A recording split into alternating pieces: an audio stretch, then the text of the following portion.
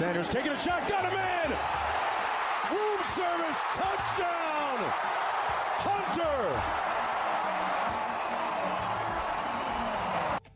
This is 365 Sports, powered by SicEm365.com. Scatterboo, again a broken tackle, and he can walk in! Touchdown! Third of the first half for Cam Scatterboo! 365 Sports is presented by IdealMRI.com. High-quality MRIs for $497 or less. IdealMRI.com. Your health is important, so is your budget. So now, obviously again, and Giddens, another huge hole. Giddens midfield and pushed out of bounds into Arizona State territory.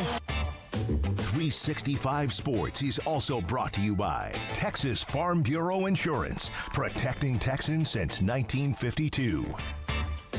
Carson Hansen in the backfield with Rocco Becht, who's finally going to go deep and got a man wide open. And on the way is Jalen Noel. Touchdown Cyclones on one play. 365 Sports is turbocharged by Unite Private Networks. Find out more at uniteprivatenetworks.com. Fafita looking for T-Mac across the middle. T-Mac, give him another 6. Now here's David Smoak, Paul Catalina, and Craig Smoak. Here we go, 365 Sports, and I just heard the. I'm sorry to interrupt you, but I just heard the beat on that last part of the song. Doing, doing, doing. Yeah. The first part was better. The last part, I'm going to have to change that for tomorrow. It was a little bit 70s adult themed. Yes. My apologies for that. Yes, it was. It was no question. It was adult themed.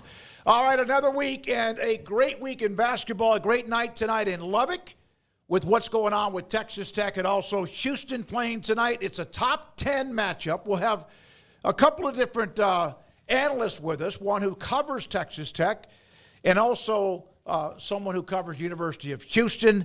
Nathan Geese from the Lubbock Avalanche Journal today, and also today Chris Gardner, who covers Houston. Gene Taylor, the AD, Director of Athletics at Kansas State, starts our show and our week with us. Craig Smoak and Paul Catalina, and I'm David Smoak. You guys got a women's game there tonight, is that right? Yeah, it's kind of big. Looking forward to it. You know, the women have been playing really well. They're just a really fun team to watch, and Baylor's always a tough opponent. So, you know, we're just trying to put ourselves in position to hopefully, you know, have an opportunity to play for or tie or win the Big 12 regular season and put ourselves in a good position for the conference tournament. What is your overall, glance, look, view of college athletics right now with so many changes? We've had you on multiple times. Nothing much has changed other than the calendar. But how you try to look at all of this and not so much contain it, but just gather it all in as an AD. Yeah, I mean, obviously it's, just an unprecedented time right now in college athletics with this settlement looming in April and trying to figure out all of the intricacies of putting that together, whether it's how we're going to share the revenue, where the revenue is going to come from.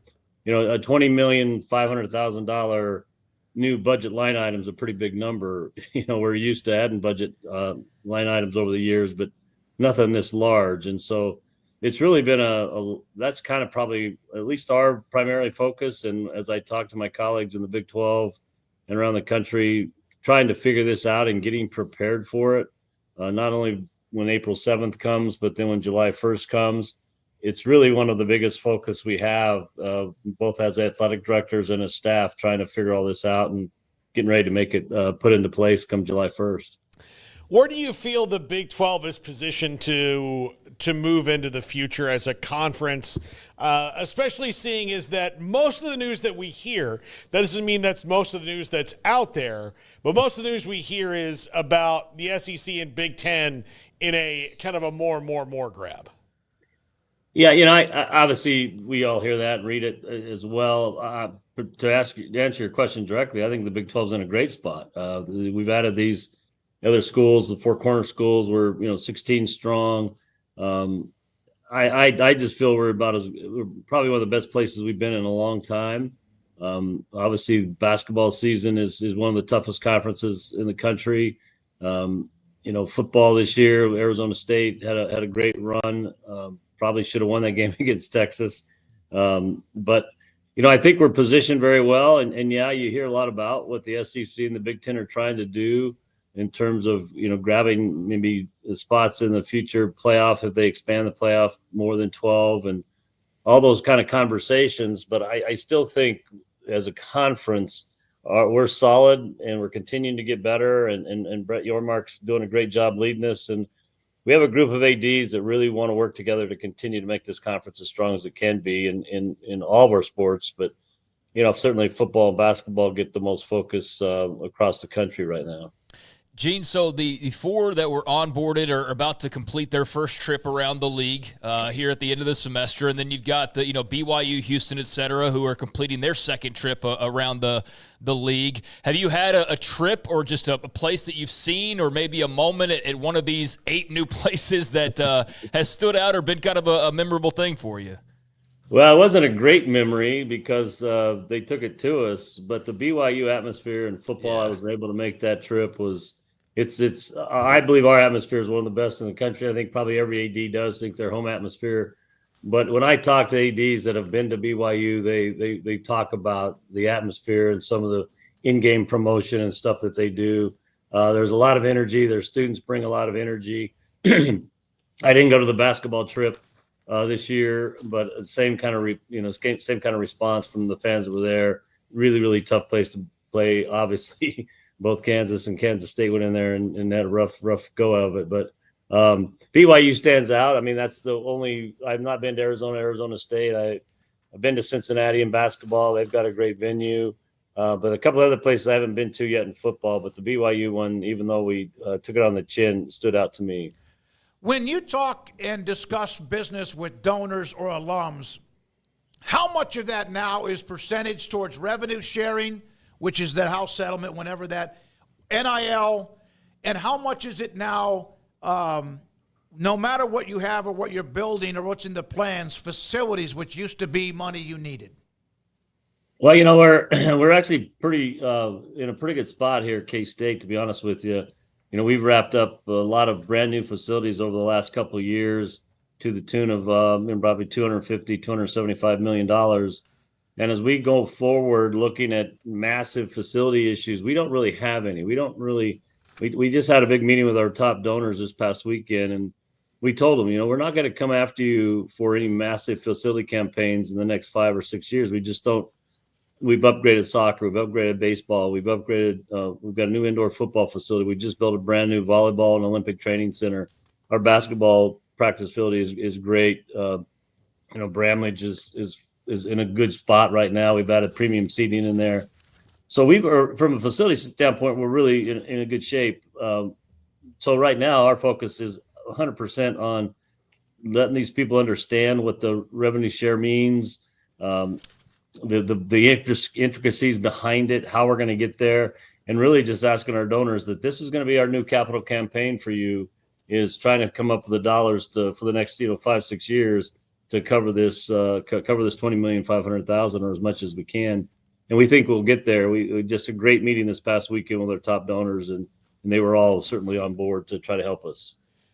Gene Taylor, Director of Athletics at K-State, with us on 365 Sports. Are you worried there's anything that's going to suffer because of this? Or is this just reallocating and figuring different things out?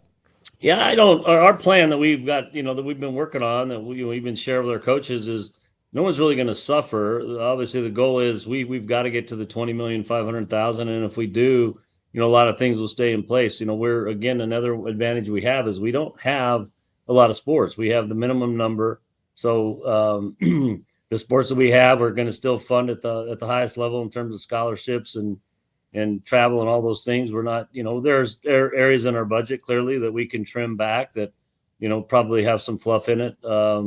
But I don't see us suffering anywhere. And the fact is because we're in such great shape facility wise, we're going to focus on making sure that our sports get their share of the revenue, depending on how we decide to put that out there.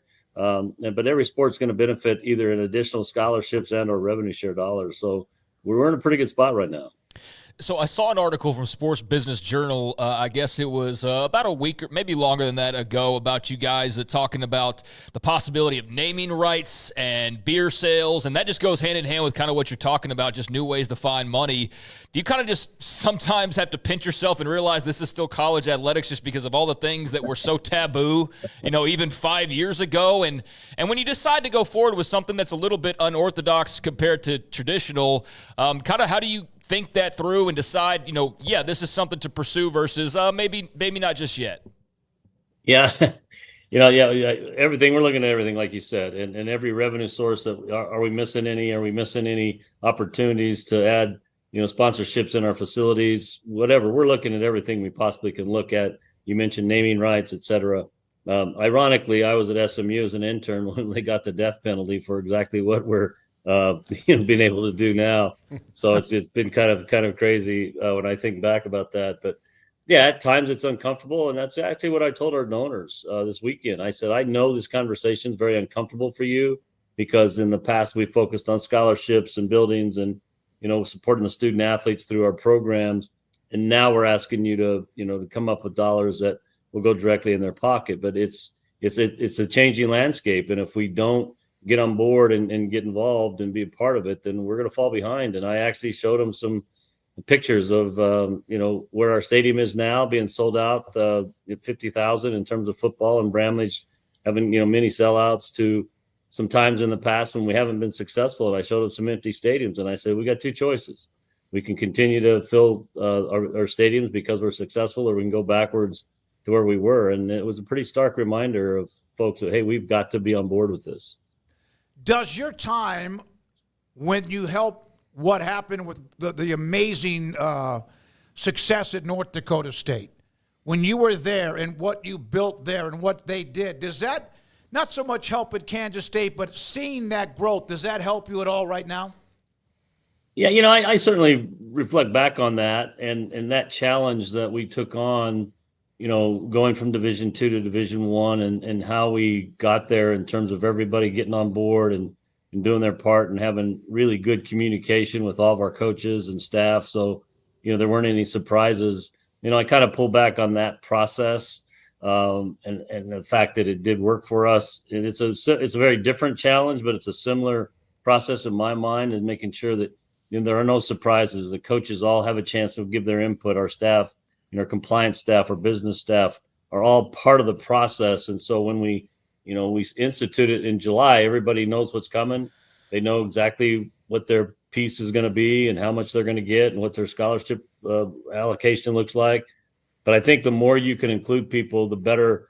Even though it's going to be a difficult time for some of us, it flows a lot better, and there's a lot more buy-in to the process than just trying to do it, by myself and a couple of people, and all of a sudden introducing it and say, here's your situation. So I pulled back on that time at North Dakota State quite a bit. How do you feel about the ongoing discussions about the college football playoff and expansion and possible automatic qualifiers and at all? Yeah, obviously I kind of felt when we went to 12 that eventually I think we'd go a little bit more. I don't know that at 16 is the right number. I think that becomes to get to really a long season, and we probably have to adjust some other things, either the start date or, potential conference championship games. So I think 14 is a number that everybody's a little more comfortable with. I haven't looked deep into it. In terms of the automatic qualifiers, I know that that's what the Big Ten and SEC are pushing, and certainly there's some data for them to push that. But I would tell you that I don't think that's what the fans want. I mean, they want to, in no other championship do we have other than one automatic qualifier, whether it's basketball or baseball or soccer or whatever. Each conference gets one automatic qualifier, and I think that's the way it should be, and earn your way into the playoffs. I think if those conferences believe in themselves and believe in their ability to be successful, they probably will get more than two teams, or maybe even three, possibly four in some years. But I could see a real pushback that a fourth place team that gets an automatic bid that's an 8-4 or 9-3 team over a 10-1 or 10-2 or 11-1 team because of the conference that they're in. I just think that's not what playoffs are about. It's about earning your way in It's about, playing for a true championship. And I think that's the way it should be. But I know that's what they're pushing for, and we'll see how it comes out. You've been on the college football playoff selection committee, but you only had to deal with the 4 teams. So were you, you think, envious of the broader field, or are you kind of thankful that you only had to deal with the 4, seeing kind of how things went this year? No, that's a good question. I actually sat at home for the first several weeks and just kind of did my own little, selection, and process that I've followed when I was part of the CFP committee. I enjoyed my time there. It was awesome. It was a good group of ADs and other folks that were part of that committee. It was probably the highlight of my career, whether it was 4. But I would have liked to be able to have the chance to just try the difference, what the difference was. I didn't know that there was going to be a lot, because I think the process is still the same, and what we looked at, quality wins, road wins, opponents, that sort of thing. It's just they were. And you have to remember, even while we were only picking 4 for the playoffs, we still, the top 12 teams really mattered in the selection because of the bowls they got to go to. So it was still kind of a similar process. It just, I would have liked to gone through one more year just to see what the difference was in the room. But I really value who's ever in that room. It's not an easy job. People take it very seriously, and they want to get it right. At the end of the day, that's what they want to do, is get it right for college football, and the people in that room care a great deal about it. And it was an experience I'll treasure forever because of the people I got a chance to be in the room with. There does seem to be the 2 conferences that get most of the attention when it comes to the AQs or whatever it might be, and the ones who are making the decisions. But everybody gave them that opportunity with decisions from a year ago. Do you look back at that and not, I don't know, the word is regret? Brett Yormark represents the Big 12. He's known as a bulldog and a fighter. Did people give in too much to giving up too much for the movement? What is next starting after this year? Yeah, I wasn't in the room, obviously, and so I don't know what all those conversations were like. And I know that, from the financial side of things, they got the Big 12 or the Big 10 and the SEC got certainly a bigger percentage than the ACC and the Big 12.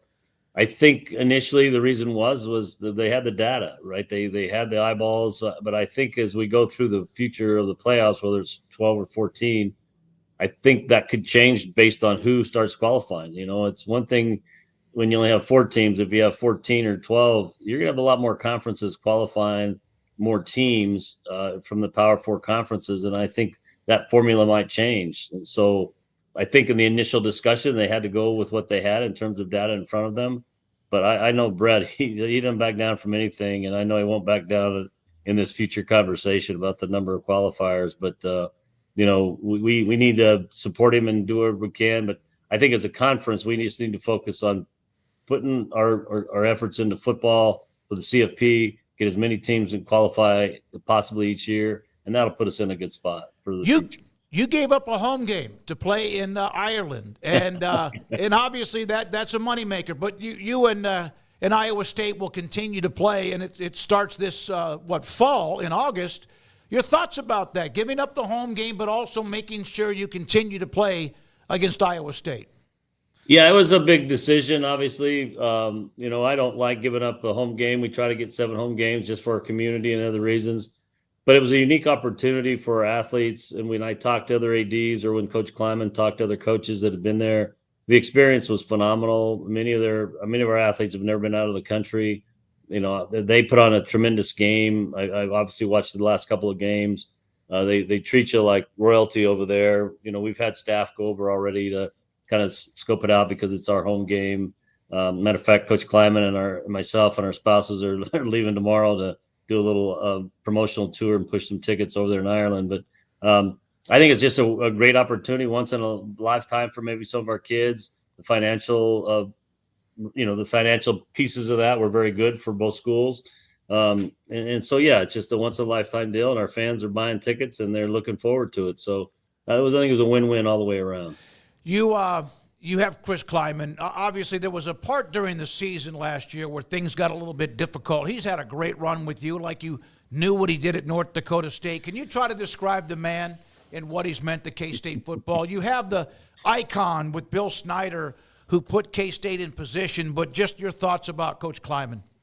Yeah, that's a great point, and that was one of the reasons that I ultimately landed on picking Chris. Obviously I knew him and I knew what he was about at North Dakota State. And first of all, he's a tremendous person.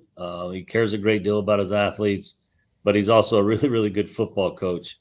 But I knew his personality and just kind of where he was and his character could handle coming in and replacing an icon like Coach Snyder. I told him during the interview process, you're going to drive into Manhattan on Bill Snyder Highway. You're going to walk in. There's going to be a statue of Bill Snyder out in front of the stadium, and the stadium's named the Bill Snyder Family Stadium. So, being able to understand the importance of that and being able to manage that, I thought Chris could do that, and then certainly build upon the culture that Coach Snyder put together, and put his own mark, and he's done that. And Coach is a phenomenal guy. He just works constantly, extremely hard, and cares about K-State a great deal. So we're lucky to have him. I think the success in the future will continue to be under his leadership, and he's a great person, a great family man, and it's been a pleasure to have him a part of our staff. How would you describe, last question, and by the way, enjoy your trip, and I know it's a scouting trip too, as much as reconnaissance, et cetera. How would you describe the Big 12 conference right now with all that's gone on, weathering the storms of realignment and now looking into the future? Paul asked you about the strength of the conference moving forward, but how would you describe the conference and how resilient it's been?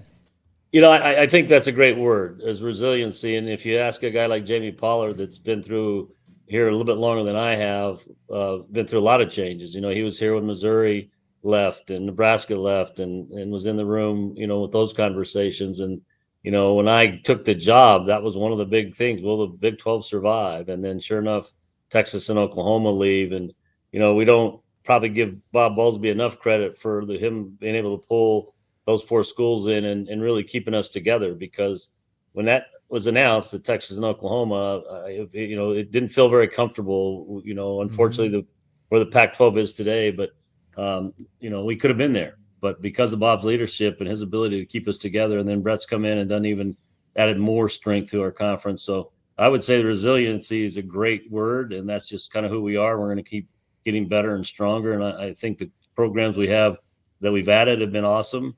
They bring a lot to the table, and the remaining 8 that have been here for a long time are just great institutions with great ADs, and we're all in to make this conference as strong as we possibly can. There's more important things in life than athletics, but did you ever not sleep at night during that time when you didn't know what was going to happen the next day? Yeah, there was there really was, because I just knew the importance of being in a power league. My heart, I think about my colleagues at Oregon State and Washington State and the challenges they're facing, and give them a lot of credit for fighting like heck. But trust me, there was a lot of sleepless nights and a lot of late night calls and one-on-one calls with my colleagues. What are we going to do? How are we going to do this? But, fortunately we were able to manage through it, and I think we're stronger for that. Thank you, Gene. Enjoy your trip. Appreciate it. Tell Coach Klieman we said hello as well. All right. Thanks, guys. Thanks for having me on. Gene Taylor, Director of Athletics at Kansas State. Craig, you mentioned he's been on the College Football Playoff Committee. And of course, Jamie Pollard was on the College Basketball Committee, among other representatives of the Big 12 throughout the years. But, he's honest about it. I can imagine if you're in charge of an entire athletic department, and then all of a sudden you wake up the next morning, or you go through the day and there's the Texas OU story, and you wonder, what is happening. And resilient, a word that he used for the conference, and also his praise for Chris Klieman, has done a great job there. And last year's football season got a little dicey at one point, and they eventually pulled out of it with obviously a nice year, went to a bowl game. And thanks to those of you K-State fans that are in the chat today, looking forward to it, what we did with Gene Taylor. We will have, and I don't know what day yet, but it looks like we're going to end up with the new AD at TCU at some point this week too, just to let you know that. Our schedule today with Gene Taylor, K-State, is KU. It's Kansas. Looking at their schedule, Kansas State will be tomorrow. This is 365 Sports. PettyClinicLowT.com. Dr. Kent Petty can help you become the high-performance man that you want to be, need to be, and used to be. Testosterone in men drops as you get older. Not everybody, about 1 out of every 3 or 4 men have symptomatic issues of low testosterone. Low testosterone is the energy and the fuel in your body. You might be in really good shape. You might be fit. You might have a really good exercise. And also your diet is good. But testosterone's part of just, either you're 1 out of 1 of those 3 or 4 men or you're not. So Dr. Petty can get you set up to give your blood work, get the results, and if your testosterone level is too low, he can put you in a program to increase it so you become the high-performance man you want to be, need to be, used to be at PettyClinicLowT.com. Book month at Allen Samuels in Waco. Right now, drive home a 2025 Ram 1500 Laramie Crew Cab or Ram Lone Star Crew Cab, both with massive $15,000 off MSRP. Looking for unbeatable value? Drive home a Ram 1500 Tradesman Quad Cab starting at just $35,995 or upgrade to a Tradesman Crew Cab for only $37,995. These deals won't last long. Hurry to Allen Samuels today. Come by. Let's be friends.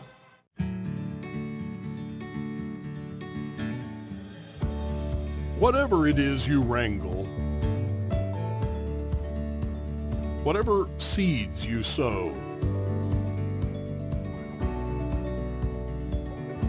no matter what you nurture or what you choose to grow, at Texas Farm Bureau Insurance, we're proud to protect all Texans.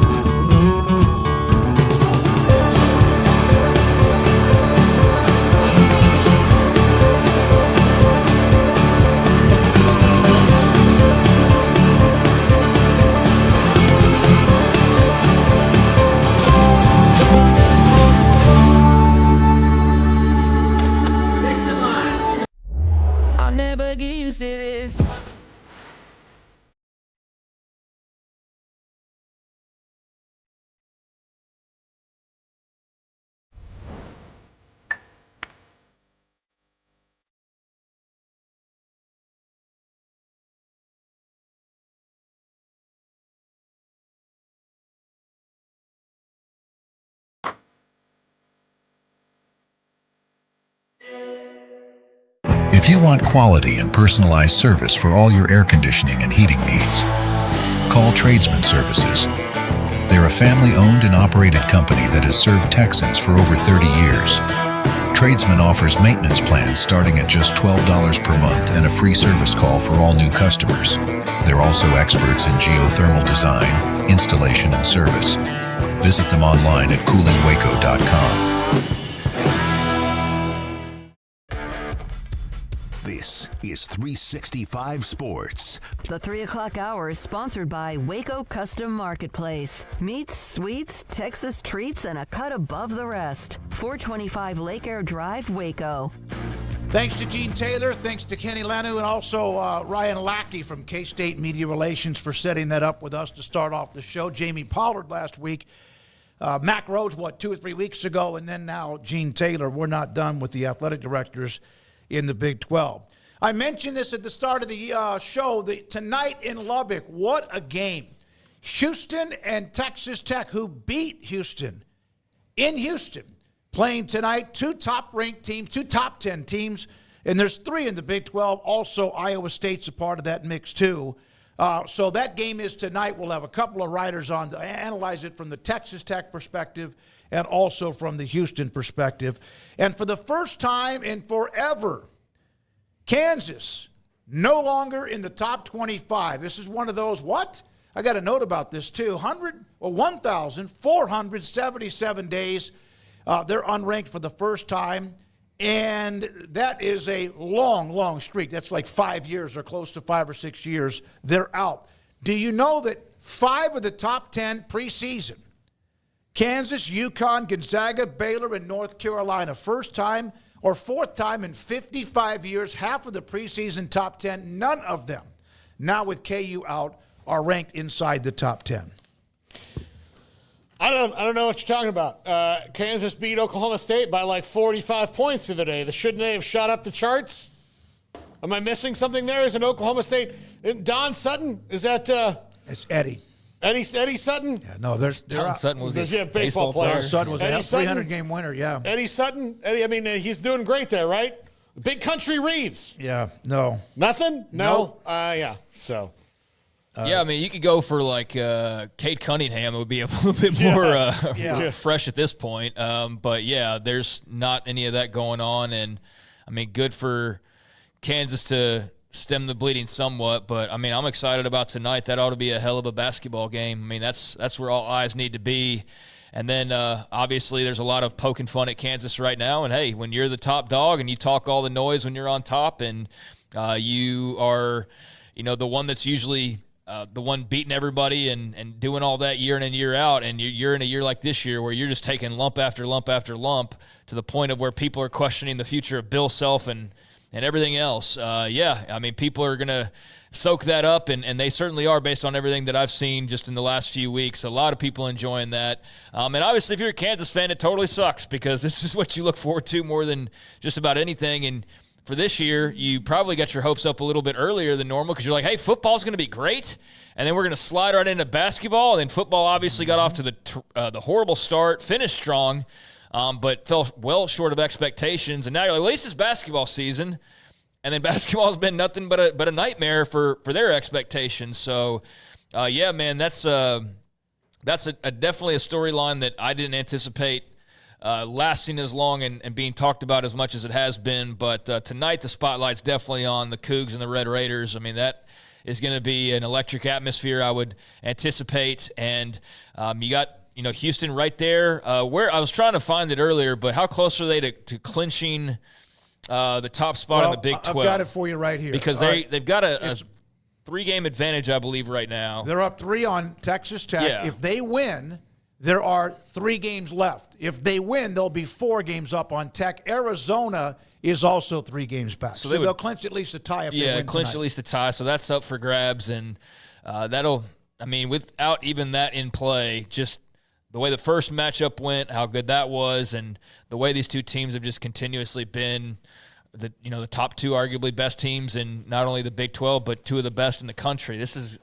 It's going to be pure basketball tonight, right? It feels like basketball season. It feels like March is right around the corner because it is, but now it feels like it, and this is a game that really whets your appetite for what's to come here in the next few weeks. Arizona had their 4th loss, a home game. I don't know if you guys saw the end of that game. I did. A foul with just over, maybe 2 or 3 seconds left. It generated a lot of speculation about whether the right official made the call. Was it a foul or not? BYU with that win now, with what a week against KU and Arizona. They are now 13th. They're ranked in the top 15, 12th, I believe it is, in the AP poll. What was your thought about the call? I mean, I didn't watch the whole game, so I know immediately before I even had to look on social media, there would be the argument of like, well, you should have seen that call in the first half. And, a lot of that is valid. But, I just, without having that beforehand to kind of play off of and kind of get a feel for how they were calling the game, and going, oh, well, that's a typical, just by somebody walking into it in the last few minutes because we were busy and then we just finally sat down and we're like, oh, this game's on, this is great. And then I saw that and I was like, just the air deflated. I just thought they just popped a hole and let all the air deflate out of a great college basketball game. Again, in the Big 12, at the end, again, with an official who's done this multiple times, did it again, and that's unfortunate because I know there were calls earlier. They set the tone for how things, you could have called this on whoever and whatever, and it affects the outcome. But for somebody who's just kind of popping in, I thought that was a dreadful way to end what was a great basketball game. Yeah, it really was. And I totally understand Arizona just being hot about it. Of course. Just ridiculous. And then you go back and look at it. I've watched it several times. Bad calls happen, but it's especially bad considering where he was actually standing. Oh, no, yeah. Where he was on the court. That was my only concern. It wasn't his call, really. For him to make a call looking the way he was, normally you would accept it if it was just so egregious that, all the guys are every angle on the floor, that's a foul. That's where those guys make a call like that. Outside of that, I I mean, it was bad. It was in the last waning parts of it. But also, I mean, look, that's part of the reason that makes the Big 12 so exciting is things like that can happen. And you get a 96-95 game, it just sucks that it ends because of that. He was actually in a position where he could have seen possible contact. There was one official might have been blocked out by it. But the bottom line, made the call. The free throws were good. Arizona had just taken the lead. And it's like in football, you can go back and look at 38 calls that were either good, bad, or indifferent. But huge win for BYU and a great week for their men's basketball program. Yeah, I want to get to BYU and just the win itself and not just focus solely on that. But the fact that so many people were naming this official, it's like how often do you really see that besides awful calls? And so the fact that there's now a guy in the Big 12 by the name of Tony Padilla that everybody just knows to go to because he's the guy that usually makes the bad call or has made enough bad calls that we're talking about him by name, that's not good for the league. And I know what Brett Yormark was there. Was he in attendance on Saturday? I thought that he was, right, for that game? I don't know. Okay, well. No. I think he was at another game. He was in Houston for game day. Okay, he was in Houston. All right. Yeah. I remember him being out and about. I couldn't remember if it was at that game or another one. So, yeah, I guess it was at Houston. But, he's had to talk about this before, and it just remains a conversation. I know it's just a conversation in general around college basketball and college athletics, but it's just unfortunate that it continues to be a thing, and I don't really know how you fix it, but that was definitely controversial, and if you're an Arizona fan, you have every right to be upset at that. Now, if you're BYU, celebrate the win. No sweat off your back. I think I saw plenty of BYU fans who were like, yeah, that was kind of ticky-tack, or that was an awful call. Saw plenty that were like, well, hey, there was this earlier in the game, and so they're calling it that way, and so that's fair as well. But regardless, the result is the result, and, Young and company are shooting up the charts, man. Like they have a vibe to them. They have a swagger to them. They have talent, and he's a great coach. We're just getting a little taste of him just now, but there's a lot of things to look at and go, oof, that home crowd and just DeBonsa coming in next year. Like there's a lot of signs that their new coaching staff, that they're really revving this thing up, and they're revving it up as far as this particular season goes at the right time because, man, they're playing some good basketball, and that was a massive win for them on Saturday night. Yeah, it was. And speaking of that, Utah today, you have that one too, Garrett? Is that right? Okay, Utah fired their men's basketball coach. They're 15-12 on the season. Kind of a weird time to fire a coach with a couple of weeks left, so maybe they have their eyes on somebody that they're going to bring in. They're just sitting there. And as I mentioned, Paul, when I was here earlier today, you see BYU having a phenomenal year, and then you also see the Arizona's obviously pretty good. How good the conference is, either you make a change and you try to turn the corner or not float deeper down inside, like down in the bottom of the river. So Utah today firing their head coach. I would think that, and even if you thought this was going to be a transitional year for you or whatever in the Big 12 because you didn't know, well, BYU lost a coach, so you think, oh, maybe they're going to be hurt a little bit by that. No, they made the perfect hire for their program to replace the guy that went to Kentucky. Then, not only that, they're throwing so much money behind the basketball program, like going out to get this guy who's going to be there for a year and then likely be the first pick in the NBA draft in 2027. If that's your rival, like – I know that like the rivalry thing is not as big a deal anymore, but that one is for sure. And when you're watching your rival do all that and you're sitting there getting walloped every other night, it's hard to like be able to go to your fans and say like, hey, no, we're staying the course. And they're like, stay on the course. Like BYU's out there just throwing around money like they hit the slots in Vegas, and we can't have that. Craig Smith, 65 and 62, so he's pretty much been just above 500, just like they are this year at 15-12. Yeah, I mean, barely above 500, 4 seasons. So, I mean, you've had enough time to put together a good enough sample size, and it's past the sample size at this point. So Josh Eilert, who West Virginia fans will know as their former coach, he's now the interim for Utah. So, yeah, that stinks. But one of the tweets that I did see about it, it was actually just a few minutes ago, was from Fran Fraschilla. He said, this has little to do with Craig Smith's coaching. This is one of those few times that nobody in his right mind would take this job without saying, show me the NIL money. Coaching has much less little to success today than ever before. So that was from Fran Fraschilla. And he's saying, like I just quoted, show me the NIL money. That's for him the big problem for Utah right out of the gates. But I know that they've already started to put together some hot boards over at KSL, which, if you don't know, it's a great site out in Utah that covers Utah and BYU exceptionally well. And, one of the names they mentioned was Andre Miller, former Utah great, who's been coaching in the G League. And then you've got, some others. Alex Jensen, assistant coach with the Mavericks. He played for Utah in the Rick Majerus era and has been in the NBA for a while. Richard Pitino out at New Mexico. Bryce Drew at Grand Canyon. Porter Moser at Oklahoma, as he waves, please help get me out of here. Although, do you like what you see in Norman right now? Or I don't know. But there's some other names as they get this ball rolling. But, yeah, not surprising big picture. Maybe the timing of it is a little bit, but as Fran pointed out, they've got to start to scrounge the money together to really make that. And that's what BYU's done. And so, they probably looked across the way, so to speak, and were like, we got to buckle up. Look, Scott's our boy, our buddy. And I'll just tell you, just for his mental state, there's already 2 games a year he hates playing in this league when it comes to Tech and Kansas State because Grant McCaslen and Jerome Tang are Scott doesn't see his assistant coaches as former employees. It's very family to him, and when he goes against those guys, I know it rips them apart.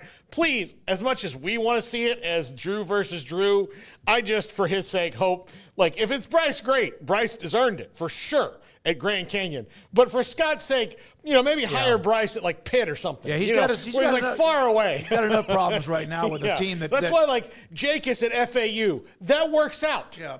That works out. He's got enough problems. The team that may not even be NCAA tournament right now, probably just inside the bubble. By the way, I mentioned BYU, they're 25th in the AP poll, and Tech is 10th, Iowa State 9th, and Houston is at number 4. There's a coaches poll too.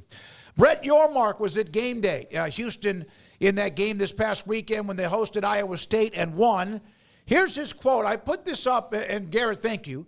Over the last 5 to 10 years, there's no debate who's the number 1 basketball conference in America. It's been the Big 12. If you think about it, with realignment over the last 2 years, we got better. Arizona, Houston, and then think about BYU. Everything he says there is correct. Last year, more of a disappointing year overall because of the end game. Right now, the SEC has seemed like 11 teams inside the top 10. But if this is the case, and it is, what they've done, the RPIs and all the things, if it is, when they pick the men's basketball tournament, should they then get automatic qualifiers? Hell no, because that's not the way you do it, other if you win the conference tournament championship. Yeah, no, that's right. When we asked Scott about that last week, he kind of gave us his idea for the tournament, which was even bigger. But there shouldn't be automatic qualifier. You should earn your way in. But, yeah, the Big 12's this is the year where, the SEC has hit something. I don't think it's going anywhere because they got a lot of money to throw around. I mean, you can only – what the SEC has realized is you can only spend so much money on football before you have everything you need. It's not like you're just going to walk in, they're going to open a closet and a million helmets are going to fall out. I go back to the same example, Crimson Waterfalls. That's when you knew a jump. You can only do so much. Yeah. You can only do so much of that stuff. So what's going to happen? They're spending more money on basketball. Their next initiative is to make sure they get 8 of 8 in Omaha.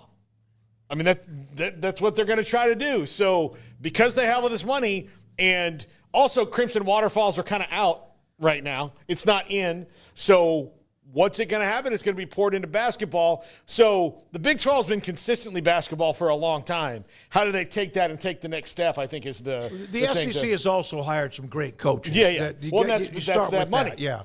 They've hired really good coaches, in some cases very toxic coaches, that they can get away with hiring and deal with the brushback a lot better than maybe a smaller institution would be able to do. But they've definitely been a rehab facility for some really good coaches here of late. And you see one of them, a guy who's had his brushes with getting in a little bit of trouble with the NCAA and whatnot, is is sitting right there in the main chair at Auburn, and they are unanimous in the AP. I mean, all 60 first-place votes, and then nearly unanimous in the coaches as well, if not for a couple votes being given to Duke. But they're not quite as stout in the top 10 as they were. There was a time like 2 or 3 weeks ago when there was like 6 of the top 10 were SEC. They got 4 of the top. I mean, they got 3 of the top 5, 4 of the top 6. So don't get me wrong, that's not bad at all. That's very healthy. But yeah, they're the ones that's in the driver's seat as of right now, just in terms of the perception and who people feel has the best shot. But you've got Houston right there at number 4. You've got Texas Tech right there at number 10. You've got BYU surging. I don't think they're a national title contender. You got Arizona as well, which I don't think they're necessarily a national title contender. But you got some teams that can make some noise in the tournament. And you got a couple of them that play tonight that I think could go real deep in the tournament. So ultimately, your Mark's doing what you hired him to do, stand up and also promote the conference. But proof is in the pudding. And if the SEC was just had won a couple titles in football, but then like 5 years would go by and then they'd win another one. They kept saying that. People would be like, you're not the best. Like you got to win it consistently. And that's why their whole takeover of the best football conference in America, you couldn't really argue with it because they won so many titles. So that's what the Big 12 needs to do. They had that run where Baylor won one, KU won one, Texas Tech played for one. They got to get somebody back there doing that, winning that to really further solidify that case for themselves. By the way, there's that matrix, data, analytics, whatever, if you're ranked in the top 21 offense, whatever, defense, and of the 8 teams that are still in that, these are the teams that will most likely win a national title. There are both Houston and Texas Tech is among that group of 8. By the way, I saw a comment on Sikkim 365 the other day, and this kind of tells you where we are, but somebody was like, I'm trying to remember how they phrased it, but basically wondering if like Brett Yormark had stopped working or something because it hasn't been like fast and furious of like, like because there hasn't been constant rumor mill and this and that. Like, what are we doing? What's Brett Yormark up to? And it's like, I think he's just resting on what they've done. And now he's hoping Arizona and BYU and these schools, just like Arizona State did in football, he's hoping those schools can actually go do the real work and accomplish, winning championships and things like that. But yeah, he's still working in the dark. It's just, it's a different time period and different set of circumstances and all of the craziness of the last couple of years. Garrett, you want to do the audio piece right here?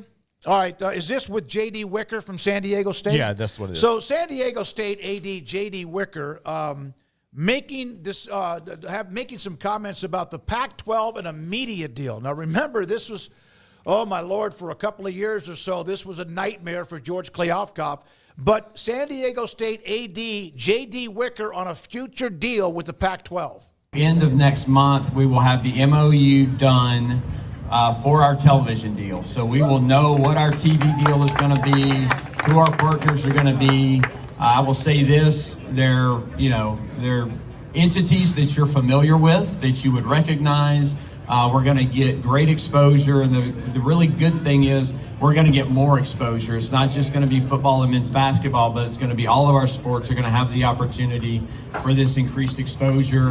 It's going to be increased revenue, which is a big thing for us. So that's really the next big piece. Once we know that, then we can go recruit that 8th football playing member. We need one more football playing member that has all of its sports to meet FBS rules or NCAA FBS rules. And then after that, we'll figure out if we're adding 1, 2, or 3 more schools, and whether they're coming in all of their sports. They might be coming in some of their sports. So there we are with the San Diego State AD. I did see Bob Thompson, the former Fox Sports CEO, say, that sounds great, but let's make sure this isn't just talk. And I don't think he'd get up on a mic although Kliavkoff did a couple of different times. There's a history of... It's a very Pac-12 thing to do. Yeah, so the problem good for them if it happens. The difference is there's only 2 schools remaining from when he was doing that. He was talking about a much different league. So I feel like J.D. Wicker probably... got the green light and feels comfortable enough, obviously, to pass this along, and that's great for the Pac. I don't think anybody was outright. Well, I don't think anybody at this studio was outright rooting for them to just die off and shrivel up and leave. But obviously, if you're a Big 12 fan, you were hoping to take some teams, and you got that. And then there's been all this mystery about what would happen, and you saw Oregon State and Wazoo go out on their own, and questions about the future, and then they go make the big move and add a bunch of schools. Like Gonzaga's off the board now because they're going to be in the Pac-12. So for anybody looking at them as a basketball chess piece, Boise State, after the great year they had, talk about perfect timing. It's kind of like Cincinnati going to the CFP right before joining the Big 12. Yeah, Boise going to the playoff and then having the Heisman runner-up. And then, Colorado State, Fresno State, San Diego State, obviously, Utah State. But they will need to add another football school. So does Texas State get the call, or is it one of the other rumored possibilities? I know that there's seemingly a lot of smoke that Texas State's a pretty strong candidate at some point or another. I think that'll be weird because I think they've got a really good geography set up right now. But I totally get having a base in Texas and having the football flair there and all that comes with that. So, yeah, I think it's great. Obviously, the devil's in the details. You say entities, and that can mean any number of things. The most optimistic will say, all right, CBS and TNT and, whatever cable, and he could be talking about Tubi. Like, we don't know until we know. So, yeah, I'll be interested to see what that looks like here in the near future, but I think that's great that they're on their feet and that they've got more money coming in and there's more schools that'll have opportunities. I just think it's definitely going to be different from the old pack. That's for sure, and you're going to have an uphill climb. The good news is it's going to be a conference if they add one more football, which may be Texas State, where they can then be NCAA coherent. This is nothing I've heard, but I just know that Oprah hasn't gotten into the college football game yet, and she's got a channel. So just saying. The OWN gets a Saturday night broadcast. You'd be familiar if he came out and said, hey, guess what? Guess who loves Wazoo? Oprah. Yeah. You get a this and you get a that and you get a that. That's a possibility. Anything's a possibility, right? So until we see that, but I will be interested if there's multiple cable partners or if there's a streaming aspect. I would imagine there has to be of some sort. Everybody at least has something, but obviously not the all-in on streaming that George Kliavkoff was going for. And when we talked to Bob Thompson, he still was like, even looking at it a year or two later, he's like, yeah, that still wouldn't have been that great of a deal right now. Brett McMurphy earlier today had met Northern Illinois, who's going to join the Mountain West in football only in 2026. They're now a part of the Horizon League starting that same year on all non-football sports. So that's a realignment note from Brett McMurphy, among others. Texas has had a great 2 years. No football, no doubt. What Sarkisian's done, the staff he's built. But when you do that, and you are successful, people want your guys. Tashard Choice goes to the NFL, and now Terry Joseph, who's a phenomenal recruiting but also a damn good coach, former player. He's headed to the New Orleans Saints. That story from earlier today, it's interesting because I believe it was UT, the UT Athletics or football Twitter account, just put up their new and revamped and set coaching staff with all the pictures. Terry Joseph was a part of that. This is now Terry Joseph now with the New Orleans Saints. Yeah, these are things like I think people get a little too attached to position coaches, but he's a really good coach and certainly earned his opportunity there in the NFL.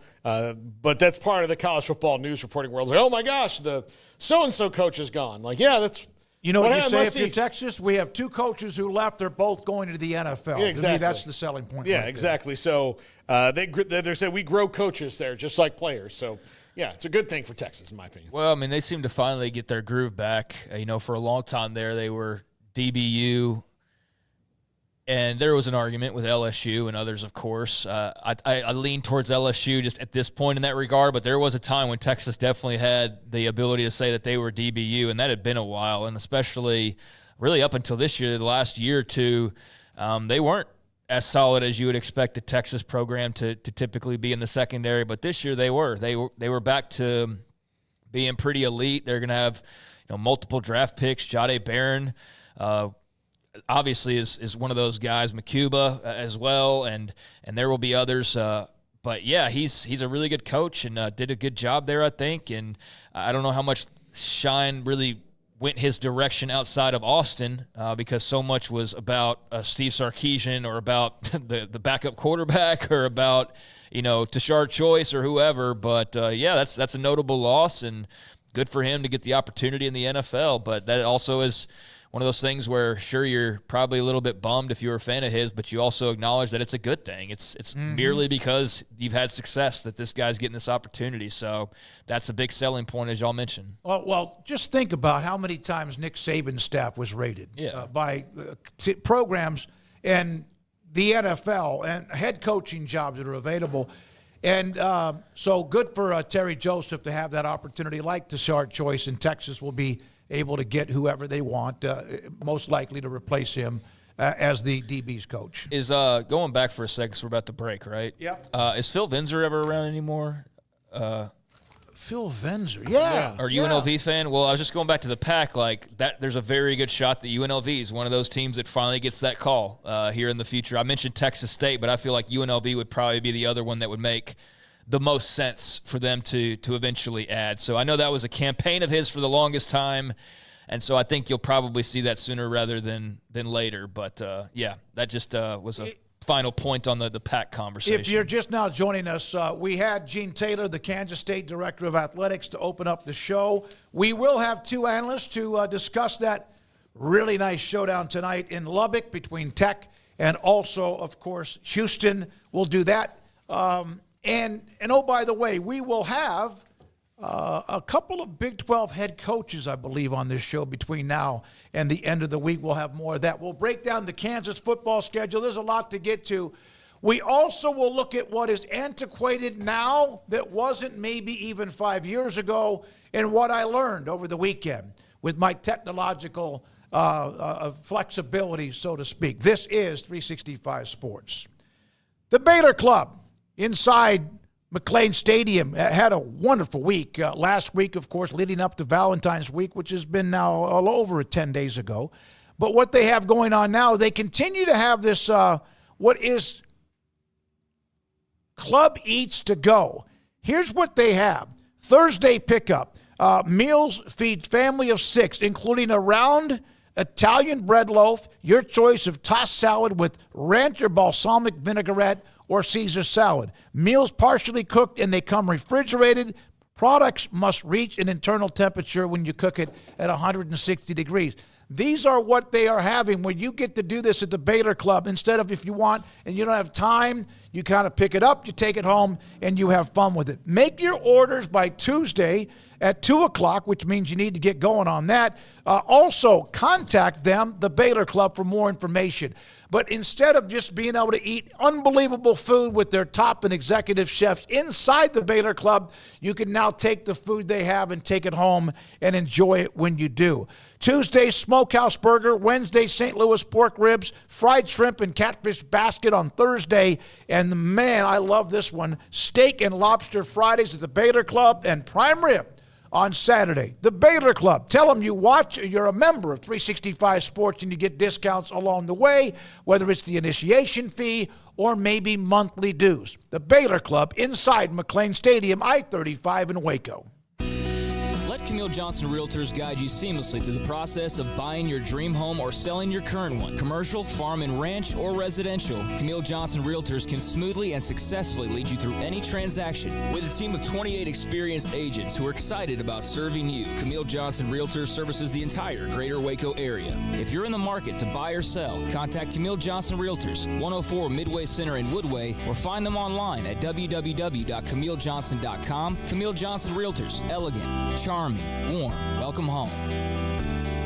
Pizza, burgers, and Bears football. There's no place around Waco that serves them all other than Bubba's 33. Come show your green and gold and enjoy some of Waco's best food and beverages while watching your favorite team, the Bears. When real Bears fans get hungry, Bubba's 33 is the #1 spot for ice-cold drinks, hand-stretched, stone-baked pizzas, and bacon-infused burgers. Join us for indoor or patio dining. Bubba's 33, Waco's restaurant and proud supporter of Baylor Bears football. Sick 'em, Bears! Don's Humidor, your home with a 48-foot walk-in humidor with the elite cigar brands from around the world, including the #1 cigar of the year, Aging Room Cuatro Nicaragua. Plus, they have the great brands like Macanudo and Artur Fuente, Rocky Patel, Aston, and so much more. CBD, great for sore muscles, aches and pains, sleep, Vita Dreams, and anxiety, mild depression, general health and wellness. Their staff very knowledgeable on the subject. Don's Humidor in the Townwest Shopping Center off Valley Mills in Waco. Ready to take your business to the next level? Carrion Solutions has got you covered. We deliver world-class IT consulting, including Quest On Demand and Migration Manager, M365 and Exchange migrations, Active Directory assessments, security hardening, and Windows Server upgrades. Our experts specialize in consulting, monitoring, support, and managed IT services. We promise vision, professionalism, and unbeatable value. Satisfaction guaranteed. If you're not happy, we make it right. Remember the name Carrion Solutions. For more info, email sales@carrionsolutions.com or visit carrionsolutions.com. That's CARRION solutions.com. Carrion Solutions IT success guaranteed. At Ideal MRI, we feel blessed to be part of the Waco community. We're a small family business here in Central Texas. At times like this, the cost of healthcare has never been more important. And unfortunately, significant illnesses and injuries still occur. And that's why Ideal MRI is open and here to serve you through this difficult time. So if you need an MRI, ask your doctor about Ideal MRI. You can schedule online in minutes at idealmri.com or call 833-IDEAL-MRI.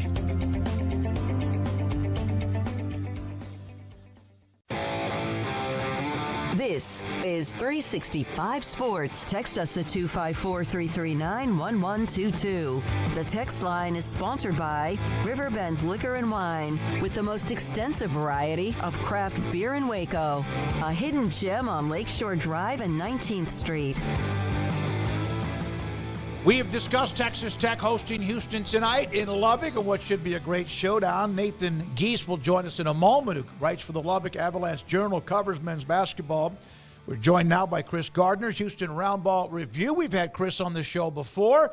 And Chris, thank you very much for your time. Is tonight's game, whoever survives, which more is important? Physically or emotionally, the pressure of these two teams that get right in your face? Wow, that's a great question, Smoak. Thank you for having me on the show. I'm going to say the Cougs want to win this game because they don't want to be swept by Texas Tech. Tech is the only team that has beaten the Cougs in Big 12 so far this season, so some pride's in there. But they're still up 3 games over Tech. If they lose tonight, they'll still be up 2 games, 3 games to go in the Big 12 regular season. But from a pride standpoint, the Cougs win the regular season championship. They don't want to have that cloud hanging over them. We lost to one team twice. So I think they're going to really go for it tonight to get this win on the road. This is a team that doesn't seem to miss any beats. And they have that one loss. If somebody's not doing well, somebody else picks it up. LJ Cryer was just drunk with power the other day. Maybe you've never seen him like that in his entire career. One of the great performances. What allows them to do that, especially when maybe it's not down low that wins a game for them? Maybe it's the guard play, or the guards are all over the place and it's down low that night. Paul, it's a great point. This year's team, Cougar team, is different. Yes, the defense is there. That's been a constant. In some games, the defense has not been up to previous Cougar teams' standards. But offensively, they're different. They're more versatile offensively with LJ Cryer, Emmanuel Sharp being a better three-point shooter from range, more consistent, shooting 40% from 3. So the inside game with Juwan Roberts, if teams like Texas Tech, they opted to go to Juwan Roberts pretty much one-on-one down the stretch in that first matchup. So that was an advantage for Houston. Some teams like Iowa State double-teamed Juwan Roberts. So LJ Cryer had options to get it done in Saturday's game. Milos Uzan stepped up. So this team can beat you inside, beat you outside, based on how the opponent plays defense. So that's one big difference from this year's team is on offense. LJ Cryer is on a heater. Paul, you're right. He had 28. He's on a run. That has not always been the case because there's always so many options. He doesn't always have to be. But can you kind of explain or describe the kind of momentum he seems to have right now, and at times has put this team on his shoulders? Agreed. LJ, I think his hand, the knuckle injury that he had maybe like 3 weeks ago, is kind of subsided. But the confidence that Coach Samson has in LJ, LJ has worked on his game. His one-on-one game has improved, working with Quantas White, associate head coach for the Cougs. And LJ is at that point, and Coach Samson is as well, that he trusts LJ to be the team's best one-on-one player in those matchups. And you saw it against Iowa State. And Coach TJ Altenberger gave LJ credit. They played well. The Cyclones did, even though they were without two key starters. But the difference was LJ Cryer, one-on-one, beat them, made some tough shots. Tough shots. Confidence is a hell of a thing. Tech got them last time because it's one of the few teams in the league that can kind of match them athletically at all the spots. JT Toppin, all of that. How do you think they combat that this time around? Well, JT Toppin was ejected in the first matchup early in the game on a horrible call. That's an aside, but that's another story, another time.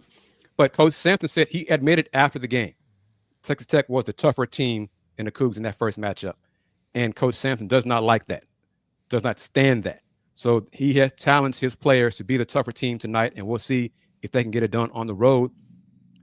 With JT Toppin playing tonight, it's going to be different because the Texas Tech won the game first time from three-point shooting. They made 12 threes in that matchup. With JT Toppin playing tonight, it may not be so many three-point opportunities for them because they go to him down low. Saunders from BYU is on a pretty good run. We mentioned Cryer, but I don't know if anyone's playing better right now in the conference than JT Toppin. Is he? Are they?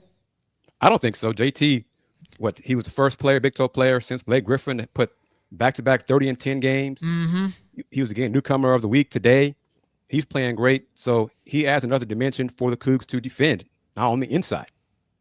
So I asked you this earlier, and you talked about wanting to get that win because of what happened in Houston. But what is more difficult when you play Houston, or even, I think, no question, Tech? Playing them and surviving the emotional part of the game because they're just all over you, and you just could maybe just like break, or the physical part of the game because they're all over you and you just get worn out? I'm going to say the physical part of it, you just get worn out. Both teams that play so physical, their physical styles just wear on teams, and Texas Tech is different. The newcomers to the conference this year, Arizona State, the Cougs' physicality wore down Arizona State. It was obvious. But Texas Tech is used to it. They adjusted to it last season. That's one thing Coach McCaslen said after their, I want to say, 20-point loss to the Cougs last year in Houston. They had to adjust to the physicality because they wore down his players. Well, they didn't get worn down in the first match in Houston earlier this month. Chris Gardner, Houston Round Ball Review with us on 365 Sports. What was it like to have game day in Houston? The stars were out. Obviously, the commissioner was there. Great opponent in Iowa State. A pretty good game, as you mentioned, that Houston ended up being able to take care of. What was just all the buildup and the day of? What was that like for Houston? It was a great atmosphere, even though the weather was cold and rainy and dreary. Students and fans arrived probably at like 5:30 in the morning Saturday. For the doors opening at 7. So it was great. It was also great to see the other UH teams and coaches in attendance for a game day. So it's another example of the family vibe throughout the athletic department taking hold for Houston Cougars athletics. And hopefully at some point, maybe not another 6 years, game day will be back in Fertitta Center. Yeah, that's crazy that a school with that kind of history when it comes to basketball, 6 years, a lot of teams never get it. They never get game day to come. So that's a compliment to what Kelvin Samson and Houston are doing. Describe to us, I think we know, if you had to describe a combination of dogs, like dogs, how would you describe, which combinations would Kelvin Samson be? Oh, would Coach Samson be? Oh, wow. I was kind of going like a team physical culture standpoint. That's a great question. Probably a pit bull. Yep. You could put Doberman in there if you want to. I'll go with those two. Doberman, pit bull. I don't think he's a Cocker Spaniel. Not at all. And I think you guys were there at Big 12 Media Day last year. Coach Samson touched on it about, he kind of compared the Big 12 coaches to the dog pound and being, other conferences have like little small chihuahuas, things like that. But the Big 12 from top to bottom is full of pit bulls and those pinchers. So it all ties together. Yep. Yeah. Scott Drew is more of like a golden retriever that just got a ton of energy, I would say. Yeah. A pup. Yeah. But right now he feels like he's been in a pen with pit bulls and Dobermans, though. I know that. What do you feel about the rest of the league when it comes to deep tournament runs? Clearly, when Arizona plays organized basketball, when they're together, they're really tough to beat. Iowa State at full strength is really tough to beat. It looks like Tech is going to be tough to beat. Is there anybody else you see that could maybe put it together, or are teams like maybe Baylor and Kansas kind of outside looking in when it comes to ability this year? Well, Baylor and injuries is probably going to keep them out, and inconsistency all over in their lineup. But it's amazing, Paul, how this season has gone. The first 4 teams you mentioned, none were Kansas. Who would have thought that? So teams that you would expect to make deep runs this season based on what we've seen so far, Houston, Iowa State, Texas Tech.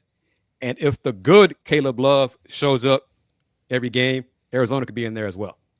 Yeah, when you look at the transitions of all the teams that have joined the conference, and we had Gene Taylor, the AD at Kansas State, on as far as the additions, there was nobody better suited than Houston. But I think even those who love what Kelvin Samson's done thought there would be some sort of maybe, you stump your toe, whatever. And there was early last year. And then, of course, they just went on that tremendous amount of run. They've been good. They could play in any conference, anywhere, anytime. Arizona, for the most part, as you mentioned.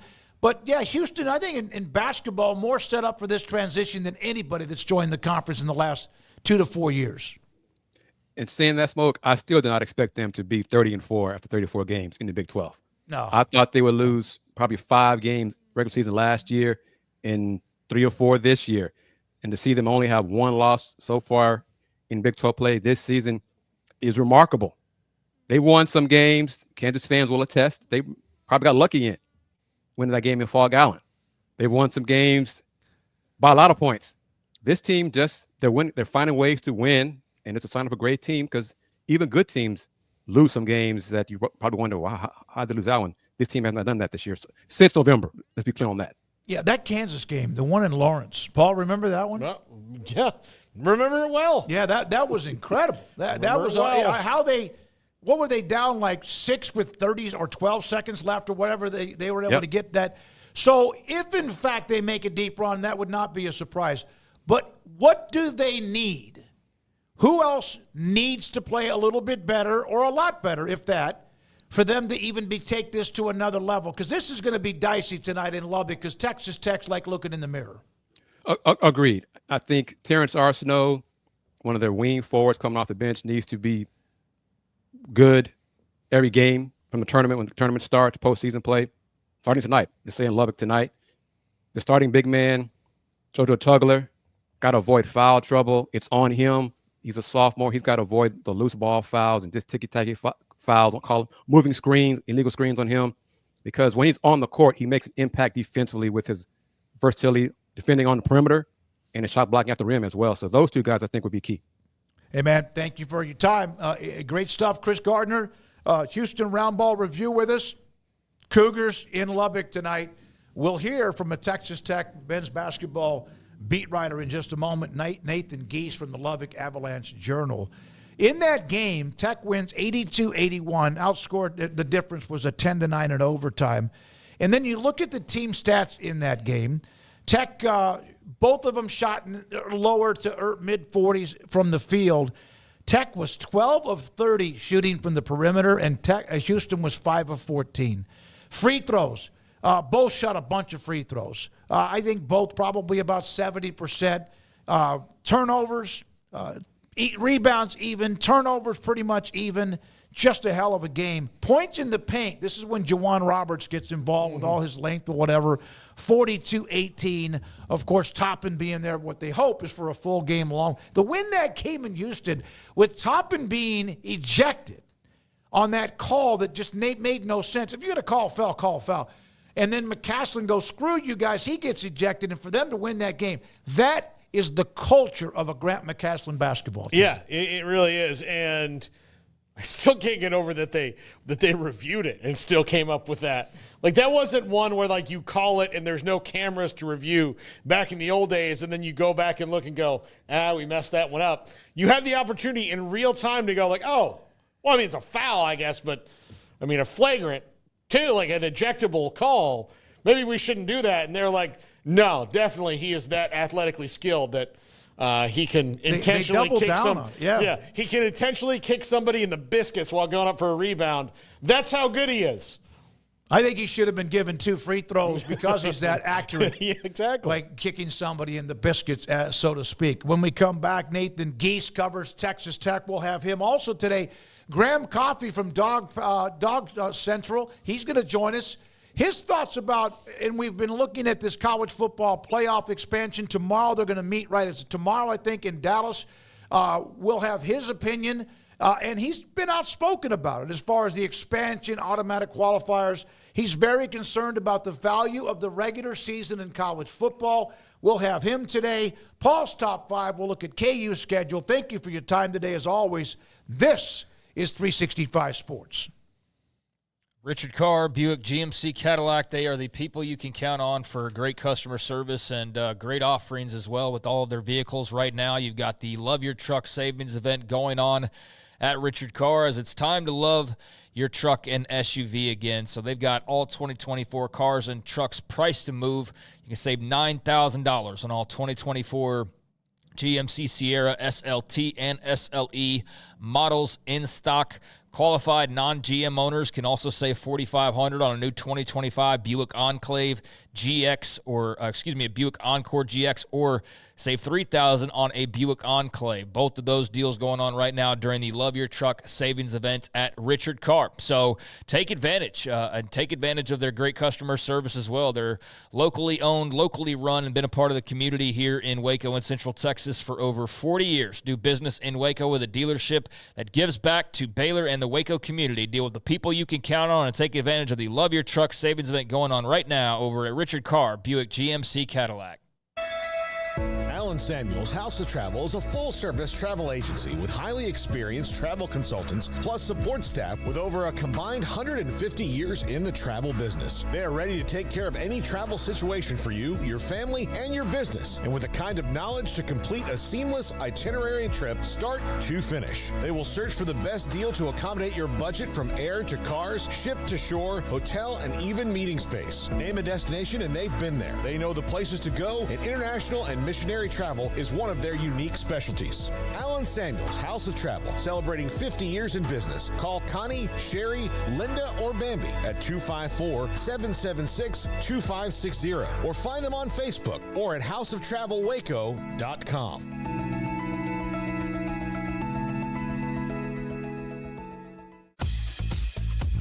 Baylor Scott & White Southwest Sports Medicine and Orthopedics, the team physicians for Baylor Athletics, diagnosing and treating all sports-related injuries, including concussions. These specialists also provide orthopedic services for athletes and non-athletes alike, whether it's knee or shoulder pain, a wrist injury, orthopedic spine care, and even an arthritis and total joint clinic. Trust the doctors Baylor Athletics trust. Baylor Scott & White Southwest Sports Medicine and Orthopedics wants to get you back in the game. With so many companies and policies out there, it gets so confusing shopping for insurance, and I never know if I'm getting the policy that's right for me. Luckily, I met the team at the Niche Group Insurance Agency. With the Niche Group, you can go to one company and get access to coverage options from many insurance carriers, and you get to speak to a real person about your specific coverage needs. With the Niche Group, I know I'm getting the right coverage at the right price. If you need insurance, talk to the experts at the Niche Group at 1-800-258-8302. Established in 2007 and independently owned, Alliance Bank Central Texas is committed to helping families and businesses meet their financial goals. From their tellers to their board of directors, they know the importance of superior service and competitive products. Customers have confidence knowing that their financial needs are in good hands. It's your bank, Alliance Bank Central Texas, with 2 Waco locations, 4721 Bosque Boulevard and 191 Archway Drive on Highway 84, and at alliancebanktexas.com. Member FDIC and equal housing lender. Want to send a message to the show? Jump in the Rudy's Country Store and Barbecue chat room. All right, along the way, as life changes, the calendar changes, and as some of us are behind the curve when it comes to technology, I've admitted that. I'm getting better at it. So this is a picture of something that I tore a lot of these out of my condo over the weekend. I have been saying this on the air. I've been giving you guys the story of me, whether I'm going to do cable or I'm going to do YouTube TV and the internet. And so I finally was able to talk to a lady in Charlotte, North Carolina, that really kind of, first of all, I got a hell of a deal to keep part of my cable, still have YouTube TV, and higher speed internet, which my internet was fine. But I had this downstairs in the split level. I have this pretty large TV at the top, and then I have one at the bottom that I rarely use, and had like 3 boxes and entirely too many wires and cables and all of this. So I gutted these thingies. Typewriters, 8-track tapes, coaxial cables, and splitters those are in the dumpster. I got rid of them. I clipped them. I wire tied a couple of things. I'm going to streaming in every way. I have the new equipment that arrived this afternoon when I was walking out my condo from Spectrum for my new modem, etc. Those things are evil. Well, here's what I fail to get. I understand at one point in 1987 that the only way that they could get cable to us was that. Then, since 1987 until like recently, like they've never changed the cable. Like it's still it's one of the hardest things to plug in. If it gets bent, it's ridiculous. To unscrew it, whoever invented the plugs on coax, I hope they're rotting in hell. I really do. It's the worst, trying to, hey, when you move, not even when you're changing out the box, because the guy will come and do that for you. He's got maybe even a little thing. That thing. He's got a little thing. Yep. But when, hey, I'm moving, or my TV broke, I'm going to put a new TV in, the worst part about it is unscrewing that stupid thing. Oh, you can't do it. You can't. It's ridiculous. You can tear your fingers. Yeah, it's absolutely awful. So I hope that his eternal punishment is having to do that over and over again like we did forever without the little tool that he had to invent it. That was a cleansing moment. And really for over a couple of hours, I was able to take one TV that's not a smart TV and get it into the dumpster along with this large, 3 plateau, what you have when it's gone. Gone. So you moved a bunch of stuff to the dumpster, huh? Yeah, how's your shoulder feeling? It's a little bit of, no, it wasn't like what you think. Mister gets 51% healthy. He's like, let me move the couch by myself. And then 3 days later, it's like, I did not move the couch. I took a couple of pieces of furniture and they're moved over to the side because someone's going to bring some new stuff and they're taking it back out. I took the big pillow and threw it out. I had to blow up your spot. I had to because the boys are going to be in here in a day or two, and you're going to be going, oh no, that's hurting. My shoulder. My shoulder it's a little bit. It's got some aggravation going to it. The shoulder blade, that otherwise had been pretty good. But I got that I wanted to share that ancient pieces of equipment. Yeah. Okay. We're now joined. Thank you, Craig. We're now joined by Nathan Geese. He covers Texas Tech men's basketball for the Lubbock Avalanche Journal, was covering a softball game from earlier today. Nathan, thanks for your time. Texas Tech's had big games back when Chris Beard was there and even through the transition. But what's it like in Lubbock right now for this game tonight with Houston? It's kind of an interesting setup because, as you guys know, obviously Texas was considered the biggest rival for Texas Tech, and now they're not here. And last couple of years, when Texas comes, that's when the students line up and they camp out outside the USA. And they're trying to kind of get that going a little bit here with Houston. And if you just look at the ranking and this season's history, this should be that kind of game. It doesn't have quite the same reception as when Texas comes to town, but that's just something that's going to kind of come through time as that kind of rivalry builds. But they're out there. They're ready for this game. And yeah, like you said, they've had a couple of these top 10 matchups. This is the second ever in Lubbock, with Tech also being in the top 10. So it's a very interesting time for the Red Raiders to kind of have this game, especially this late in the season. Last time every kind of obstacle that was thrown at them, they faced. They started down, topping out. McCaslen, very rightfully so, got himself ejected in that one because he needed to send a message, and they overcame it. What this time? Because I doubt that those things are going to happen again.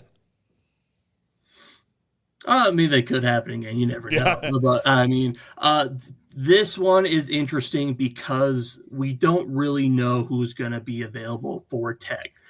Chance McMillan, one of the best 3-point shooters in the country, the best one in the conference, missed Saturday's game. When we asked Grant about whether or not he would play at a certain point in the season, he said if it was the last game of the year, Chance would have played, but they have their eyes on further games. Now, whether that means that eyes on further games than being Houston or further games as in NCAA tournament, we're not really sure. And then Darian Williams, he got hurt in Saturday's game. He's dealt with that a couple times this year. They sat him the last 9.5 minutes or so. They were able to pull away, so not a problem there. Not the first time that's happened this year, too. Happened to get at home against Arizona. They just let him sit out, and they wound up winning by 16.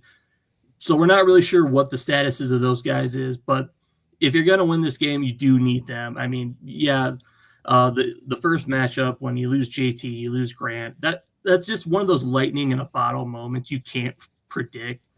And I don't think you can try to replicate that, but you do have to come in with the same kind of intensity and aggressiveness that they had in that game. And that's the only way you can kind of contend with a Houston team like this. What is what was the expectation for JT Toppin when he arrived, and what is he? I mean, obviously he's winning awards every week inside the Big 12. When he came here, it was very much the centerpiece of the transfer class. They had a good couple of guys that got it. They got Kevin Overton, Elijah Hawkins, guys like that to kind of solidify the backcourt. But what they really lacked last year, and that came up to bite them in the tournament against NC State, was a true post presence that you could kind of go to and give him that opportunity to control the ball in the paint. They didn't have that last year, and they brought it this year. And it's hard to say that he's exceeded expectation because there was a lot, but I think he has, just the way he's kind of been able to morph his own game. He's shown a lot more consistency in shooting jump shots and getting to the rim. On Saturday, the thing about JT is that when he's backing you down, he's trying to get to his right shoulder. He's finished with his left because he's a left-handed guy. He finished with his right hand on Saturday. I don't think I've seen him do that all season. So he's still growing his game. And the way he's able to kind of dictate what the offense does is something that Texas Tech desperately needed this season, and he's done that in spades. Do you what do you think is the best matchup that they have going for them tonight? Assuming they have everybody there, I like the matchup of McMillan and Williams, or that kind of variation against Cryer and Emmanuel Sharp. I think Tech's got a bit more of a size advantage in that area. The post is where it's going to kind of come down to, and that was kind of the most surprising thing of the win against Houston. Houston had a lot of foul trouble, and I know Jawan Roberts, he got hurt in that game. He was kind of iffy, but he was still very good in that game. You have to control the paint. You have to figure out ways to keep those guys off the glass, and you have to not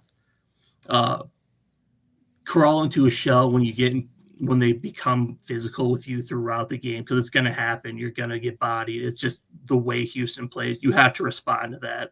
So I like the perimeter aspect for Tech because they're a pretty perimeter-oriented team, but it's going to come down to how you control the paint, how you control the glass.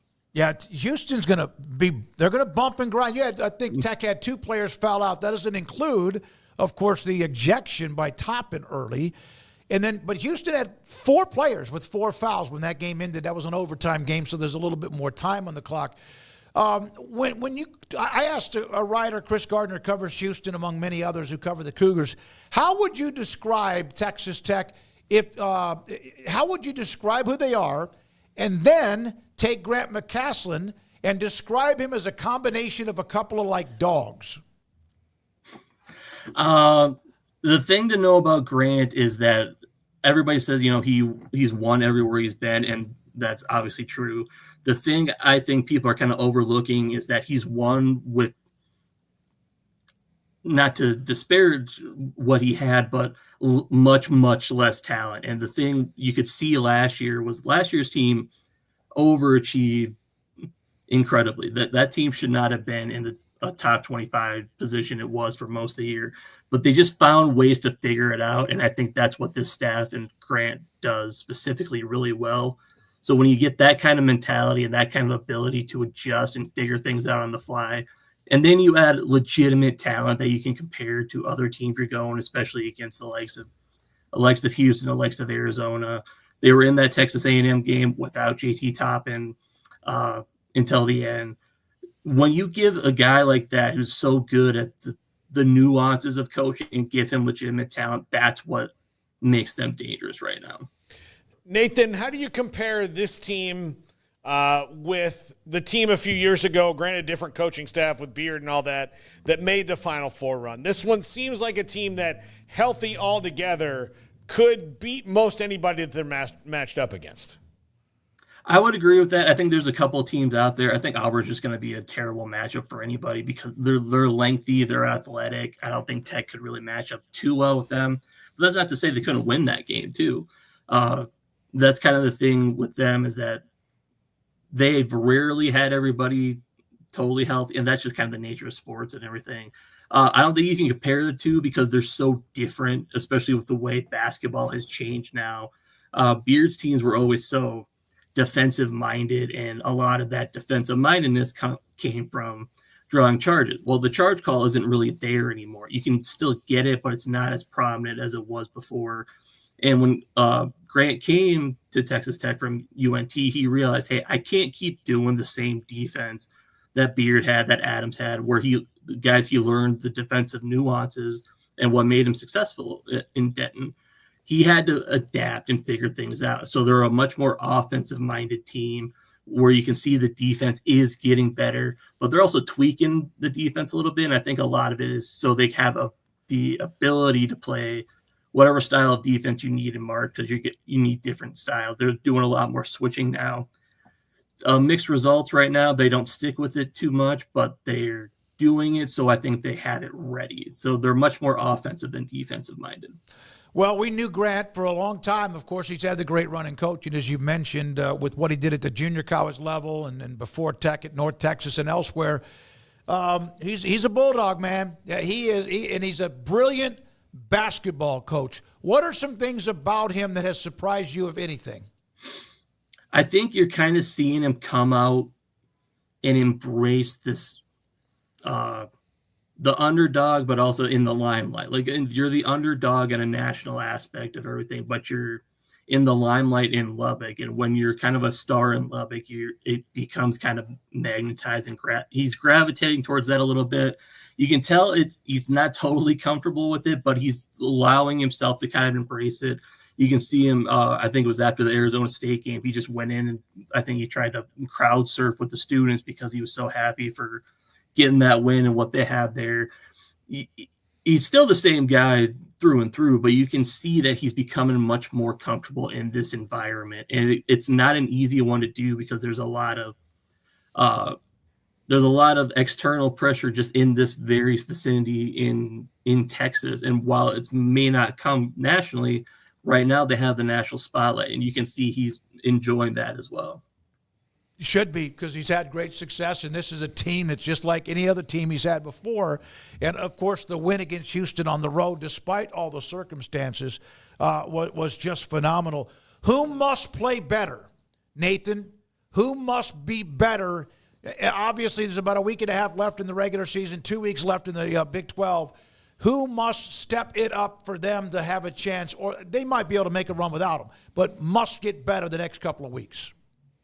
It's Kevin Overton. He's the guy that when he came here from Drake, he played for Darian DeVries, who's now at West Virginia. He said, I didn't think I was being used the way I could totally be used. And there have been moments in this season. A lot of it has come when guys have been out and he's just been given the reins, said, hey, you have to go do this. He did that on Saturday with McCaslen out. But what they really need, they need to be able to use their depth. They go about 3 guys deep off the bench right now. They kind of 7-guy rotation, give or take. And he just kind of been lost in that shuffle where the freshman Christian Anderson, they're playing him a lot more with Elijah Hawkins. So it's a 2-point guard set. Chance McCaslen, when he's available, rarely comes off the floor. So there's not a lot of minutes for him there. But what he showed on Saturday, when he sticks his nose and his head down, gets to the rim, he's cutting to the basket, he's putting in the effort on defense. That elevates them to a different level where you can spell a chance for a little bit. You have these minutes available and you're not going to have a drop off because you just have a different dynamic. He has to take what he did against West Virginia, bottle it, and keep it going. If Tech has the ability to make a run to an Elite Eight, which I think they probably could, but they need everybody at the top of their game. He's at the top of that list. You mentioned anytime they were playing Texas, when Chris Beard was there or when Chris Beard was in Austin, how people were lined up at that arena. And I saw the pictures. It was like a tent, and then there was 10, and then there was 20, and then there was a bunch. Has it been kind of like that since yesterday evening? No, it started with, I think the first one might have set up shop a little after 6 or 7 on Saturday. I drove by yesterday. There was about 7 tents there. And just now, as kind of students are getting out of class, they're kind of posting up there. Definitely not the same level. But, I mean, again, as much as people like myself, like you guys know, this is a monster game. Mm-hmm. It doesn't resonate the same with students because it's Houston. You know, they're still new to the Big 12. So it's going to take a little bit to kind of generate that aspect. But even kind of starting with this game, if you can start getting some of that traction with the students, I think that's a good start. We had one of our viewers, retired stockbroker, say Baylor and TCU have a natural rivalry, plus their private schools, etc. Do you think Texas Tech and Houston can be on a collision course to have any kind of a rivalry? Not that makes up for Texas, but this could end up being something across the board where they're both very much right against each other. I think the hope would be that they could, but it's really hard to just kind of materialize a rivalry like that. I think a lot of people kind of look at, especially in football sense, Oklahoma State is Tech's biggest rival. And maybe it's there, maybe it is. I think people consider Baylor to kind of be that when you have the Scott Drew and Grant connection, and there was that whole, if Scott Drew leaves, maybe Grant's going to go there. So that a little bit there. I would like to see a rivalry kind of just pop up like this, but a lot of it comes down to comparable success, whereas Houston has that success right now. Tech is trying to build up to that consistent success. And they got the one win, but if they lose tonight, there will be 1-4 against them in the last 2 years. So it's something that could happen. I don't see it yet, but I would like to see one team kind of stand out like, all right, that's the team that we get amped up for around here. So please tell me your nickname is Goose. I've had so many nicknames, but yes, that is some variation of Geese. Big Bird was a big one for a little while there. But yes, when you get the last name Geese, everybody just calls you either Geese or Goose. And I had teachers that didn't know what my first name was; they just knew me as Geese. So, well, good stuff, man. Nathan, thanks for joining us, and have fun tonight watching, covering the game. We appreciate your time. All right, thanks for having me, guys. Nathan Geese with the Lubbock Avalanche Journal. Carlos Silva is the one that told me. Obviously, his nickname of Goose makes a lot of sense. But when I asked Carlos if he could jump on with us today, he said, "Hey, this guy covers the team. He's there with them in Nathan Geese covering Texas Tech Houston tonight. That game is on ESPN, a great showcase game for the conference. It's 4:38. We'll have Graham Coffey around the corner. Here's a note about Shedeur Sanders. But it's not just Shedeur Sanders. I've seen Ashton Genty, Abdul Carter. The Combine starts later on this week in Indianapolis with players making decisions about whether or not they'll do any workouts or what. But Shedeur Sanders from Colorado, Big 12, and then Abdul Carter, Ashton Genty, and among others will not be participating, doing too much of the work when it comes to the scouting combine. The reaction to this is the biggest non-story ever ever. I mean, there's a lot of those, but that was the internet and Twitter at its best when everybody was trying to suddenly give hot takes on Shedeur Sanders not throwing, and clearly outing themselves in the process when the top 2 quarterbacks taken last year did not throw at the combine either. And there's been plenty of examples of this over the years. This is like a 30-year thing. This is plenty of examples over the years. It's not just quarterbacks either. There's guys who don't run the 40. There's guys who don't do the triple jump, or whatever the case may be, because they wait and do those at their regular local combine. Like we saw, I don't know if this was the exact way it went, but like, for example, Corey Coleman off the combine, he did his 40, did this and that, and then he came back to Waco and he did like his 3-cone drill here, and he did his shuttle or whatever else, and that's how it goes. So yeah, this is not anything headline worthy outside of the fact that it's just like, hey, Shedeur Sanders isn't throwing. But I saw when that headline first dropped, like some people rushing to try to make this a thing, only to very quickly get shut down, thankfully, by people who could point to, just last year and this year's Rookie of the Year, and he did not throw at the combine. So this is a nothing burger, but I am very interested in the journey that takes another step forward this week with the combine. I mean, it gets started, so we'll have some things to discuss from that. I'm sure there will be some 40-yard dash storyline of some sort. There will be some big surprise name who blows people away, or maybe a guy who disappoints. But that is this week, and so that's cool. And I'm looking forward to kind of following the draft path and having that. I mean, that's less than 2 months now, guys. I mean, that's not that far away. I spoke with Dane Brugler. I got a hold of him. Yes. We're going to have him on sometime in April because he's just booked right now with the combine, et cetera, but we'll have him. It's not that far away, and I'm interested in the whole draft just like I'm interested in all college football. But if you are looking for the Big 12 angle, I don't know how often you're going to have Colorado specifically with 2 guys as high as they're going to have, those 2 drafted in Travis Hunter and Shedeur Sanders, but then add in a Tetero and McMillan, and having 3 guys that are potentially, what did you say, like top 10-ish? If Tetero and McMillan falls out of the top 10, it's because somehow somebody doesn't want a wide Shedeur receiver. As well. So yeah, there's a possibility. They got 3 of the top 10. 3 guys in the top 10, and then you get kind of half of one with Kelvin Banks if he gets up there. Yeah, I wouldn't count him, but yeah. Yeah, I mean, he's an SEC guy now, but his first half of his career was in the Big 12. He did. So, yeah, I mean, those 3, I'm trying to think. Yeah, everybody else would be maybe later. The Big 12 has some really good guys in the middle of the draft, though. Savanaya from Arizona, the offensive lineman. I think he's probably a second rounder, like maybe end of the first. Wyatt Milam from West Virginia. Isn't that the guy that you have a little bit of a... Oh, Wyatt Milam? Yes. Goosebumps? That's my Zach Martin replacement. Yeah, well, I don't know about him. But I mean, as far as if you want... He's got a very similar stat line. So, Zach Martin, you heard last week, no holding penalties. Well... No accepted holding penalties.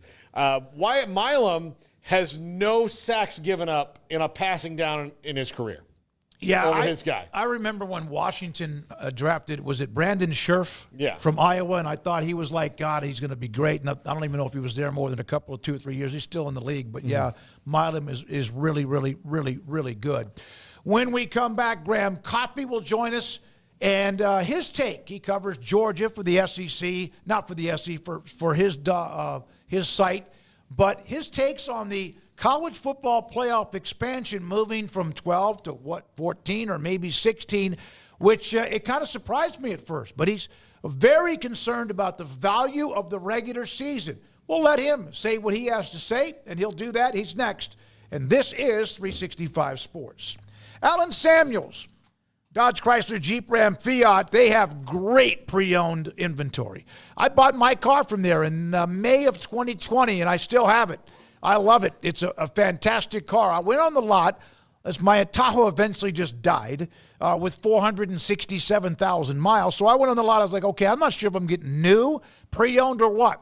And I was walking around with AJ at the time, and then I looked over. I said, man, that's a good-looking front grille. It was a Ford Explorer. It had a really pretty decent price on it that I was looking for if I was going to go pre-owned, and I've loved that car. They have pre-owned, for example, 2023 Buick Envision. Leather seats, power sunroof, blackout package. One of the prettiest Buicks you'll see. $25,995 plus tax, title, and license. The beautiful 2023 Jeep Grand Cherokee Series 2 loaded with amenities. First class ride reduced to $60,550 plus tax, title, and license. Also, 2025 Honda CR-V EXLL with only 6,000 miles, or a 2024 Kia Sorento loaded with amenities, leather seats, sunroof, and so much more, and just 15,000 miles.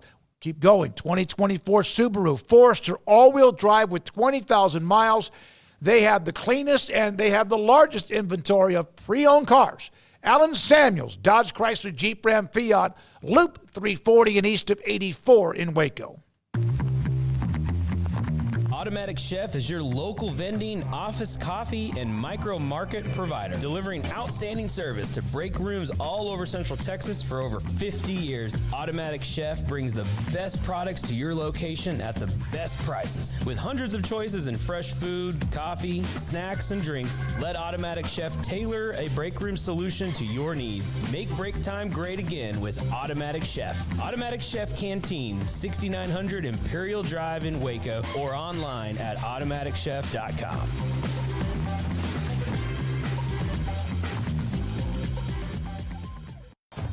Baylor alumni are more than 160,000 strong. When we all join hands to support our university, we don't just move the needle, we move mountains.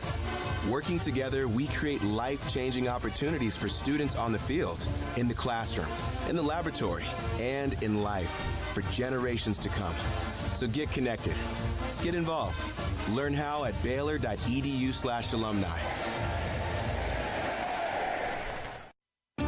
There are 26 letters in the alphabet, over 600,000 words in the dictionary, and just 3 of them said together can change everything. Let's order pizza. Those 3 words lead to dough made from scratch and 3 fresh signature cheeses that blanket golden crust in a heavenly melt on Marco's Pizza that'll blow your mind. So visit marcos.com to order and stop by Marco's Pizza in Belmead, China Spring, Woodway, and in Robinson. Marco's. Pizza lovers get it.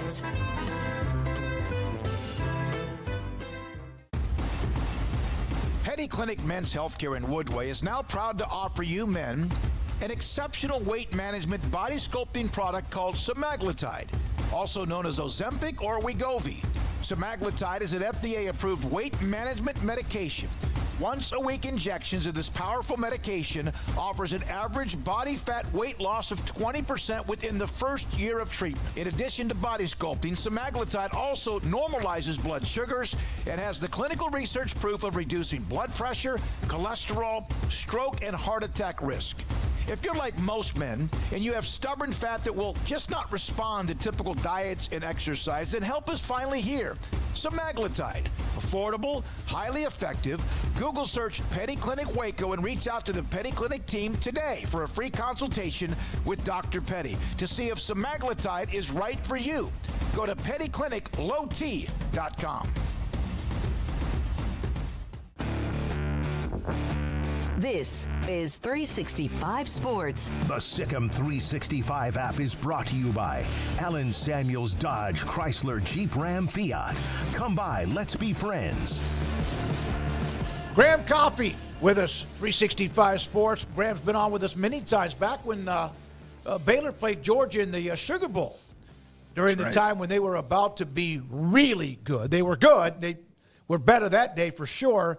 But also a part of Dog Central, covers Georgia and the SEC. So, Graham, there's been so much discussion. We've had a lot of different guests on it about the expansion of the college football playoff. And I thought, at least in my opinion, that most anybody from the Big Ten or the SEC would love kind of how we've heard this might be set up. But you are a protector of the game itself in the regular season, and I saw you went off. So what are your thoughts about any potential expansion? Yeah, I mean, I think that when you predetermine which conference is going to get how many into the playoff every year, you take a lot of the drama out of these early season out-of-conference games. You may really turn them into a glorified preseason if you're actually just saying all you got to do is be top 4 in the SEC or Big Ten or whatever league. And then on top of that, I think that, you look at the conferences as they are. The SEC, for example, if you had tried to take the top 4 teams this year and gone down, and you would have ended up in a tie, a six-way tie at one point in this process of trying to figure out, who comes in. So I think there's this desire to eliminate the subjectivity in our sport, but subjectivity in our sport is what's fun. It's what creates arguments. It's what creates good segments on radio and television, right? And I don't like this idea that we're going to press and predetermine all this, because there could be a time where the Big 12 NIL transfer portal, like there's a lot of upward mobility there. You could have a year where the Big 12 deserves 3 teams. You could have a year where, the SEC deserves more than 4. Like it's just a really dangerous road to go down. And I think it devalues the regular season in a way where that is what this sport has always been about. And it's always been about elimination games all throughout the season. And if you get rid of that, and just, especially if we go down this route of doing this play-in game weekend, you're basically distilling 12 games into one weekend. And I think you'll turn yourself into a March Madness style product where some people will watch, diehards will watch, but most people will come back and tune in on the first weekend of December and say, I watched my college football for the year. Yeah, Graham, you made a great point about those are games that no one asked for. Like literally no one asked for. No one was saying that. They just said like, hey, can we make these conference championship games more valuable if both Georgia and Texas are going to get in the SEC and both Oregon and Penn State are going to get in the Big Ten? We're just talking about seeding here. And that's maybe not as exciting as it should be, because there was no chance that whoever was going to lose either of those games were going to be out. That's what we were saying. So expanding it actually makes that way worse and more boring, right? Right, it does. And you're not crowning a champion, and you also, what you're really doing here, if you want to be brutally honest about the process that's happening, is the SEC, the Big Ten, all of the conferences have gotten themselves hooked on the money that comes from selling the television right to their conference championship game. And instead of giving that up to get what they want with some of this expanded playoff and trading that game for maybe an extra CFP game that they'll probably get a share of the dollars of, they're trying to do this really convoluted process of coming up with a play-in tournament or having, number 4 and number 5 play for that 4th auto bid and all this stuff just because they're addicted to those dollars. And I think that it's a really, really dangerous process when you think about this idea, because that extra game or these extra games, they would be worth something in the projections that they're doing right now. But if you get to the end of this contract with ESPN or whoever buys these rights and nobody's watching regular season college football anymore and the sport has been damaged because of it, then you basically tried to go out and create a few extra games to sell rights to. And what you did was cost yourself the value of everything that comes before it. Like, it is very much like trying to put the cart before the horse, in my opinion. How many others who are not entrenched but cover the SEC like you do have the same opinion as you? Because I would have thought that's one of the things I was like, whoa, what's Graham talking about today? And I was like, I enjoyed your perspective. Well, I appreciate that. And I think that most people that come to this job and vocation because you love college football and you're a fan of college football, agree with it, whatever conference they're in. And the SEC is included in that. And I think talking to people, what we all miss already in this 12-team format is those 3:30 games late in October or early November where, you're coming into the second half and the sun is going down in the corner of the stadium and it feels like the entire world is on the line between Georgia and Auburn or whoever, right? Whatever your rivalry is. And we've already lost a little of that dynamic when we look at a sport where, let's be honest, Ohio State lost to a 5-loss Michigan, their arch rival, on the final weekend of the season and won a national title. The regular season has been devalued. And so how much more are you going to devalue it before people look up and say, this thing that I loved, that I used to arrange my life around and my travel schedule and my kids' sports and all of that, like, it's not worth my time anymore because these regular season games, if I miss one, it doesn't matter because the losses don't matter. So I think all the people that most of the people I talk to feel the same way that I do about this, and feel like if you pre-assign all of this, that you are fundamentally changing what the sport has been for well over 100 years. Graham, I want to call back something you said earlier when you said if you have 4, then that means there could be a year where the SEC could get more than that. Now, this has been more of a Big Ten thing on the AQs because I think Tony Petitti saw, hey, we got 4 teams this year. Mm-hmm. We don't ever go below that. Greg Sankey, and for all the crap we give him, because I do think he's a little bit of college football's Darth Vader, he has never really been very vocal about automatic qualifiers because I think in his mind he knows if we lock in that I get 4 and these other they get 4, and the Big Ten gets 4 and 2 and 2 and Notre Dame, that means on that magical year where I can really say, hey, we've got 6 that deserve to go in there. They're not going to get that 6 because there won't even be room for those teams, right? Because you've now given those spots away to, I mean, ostensibly the Big Ten in most cases because they're the other one with 4.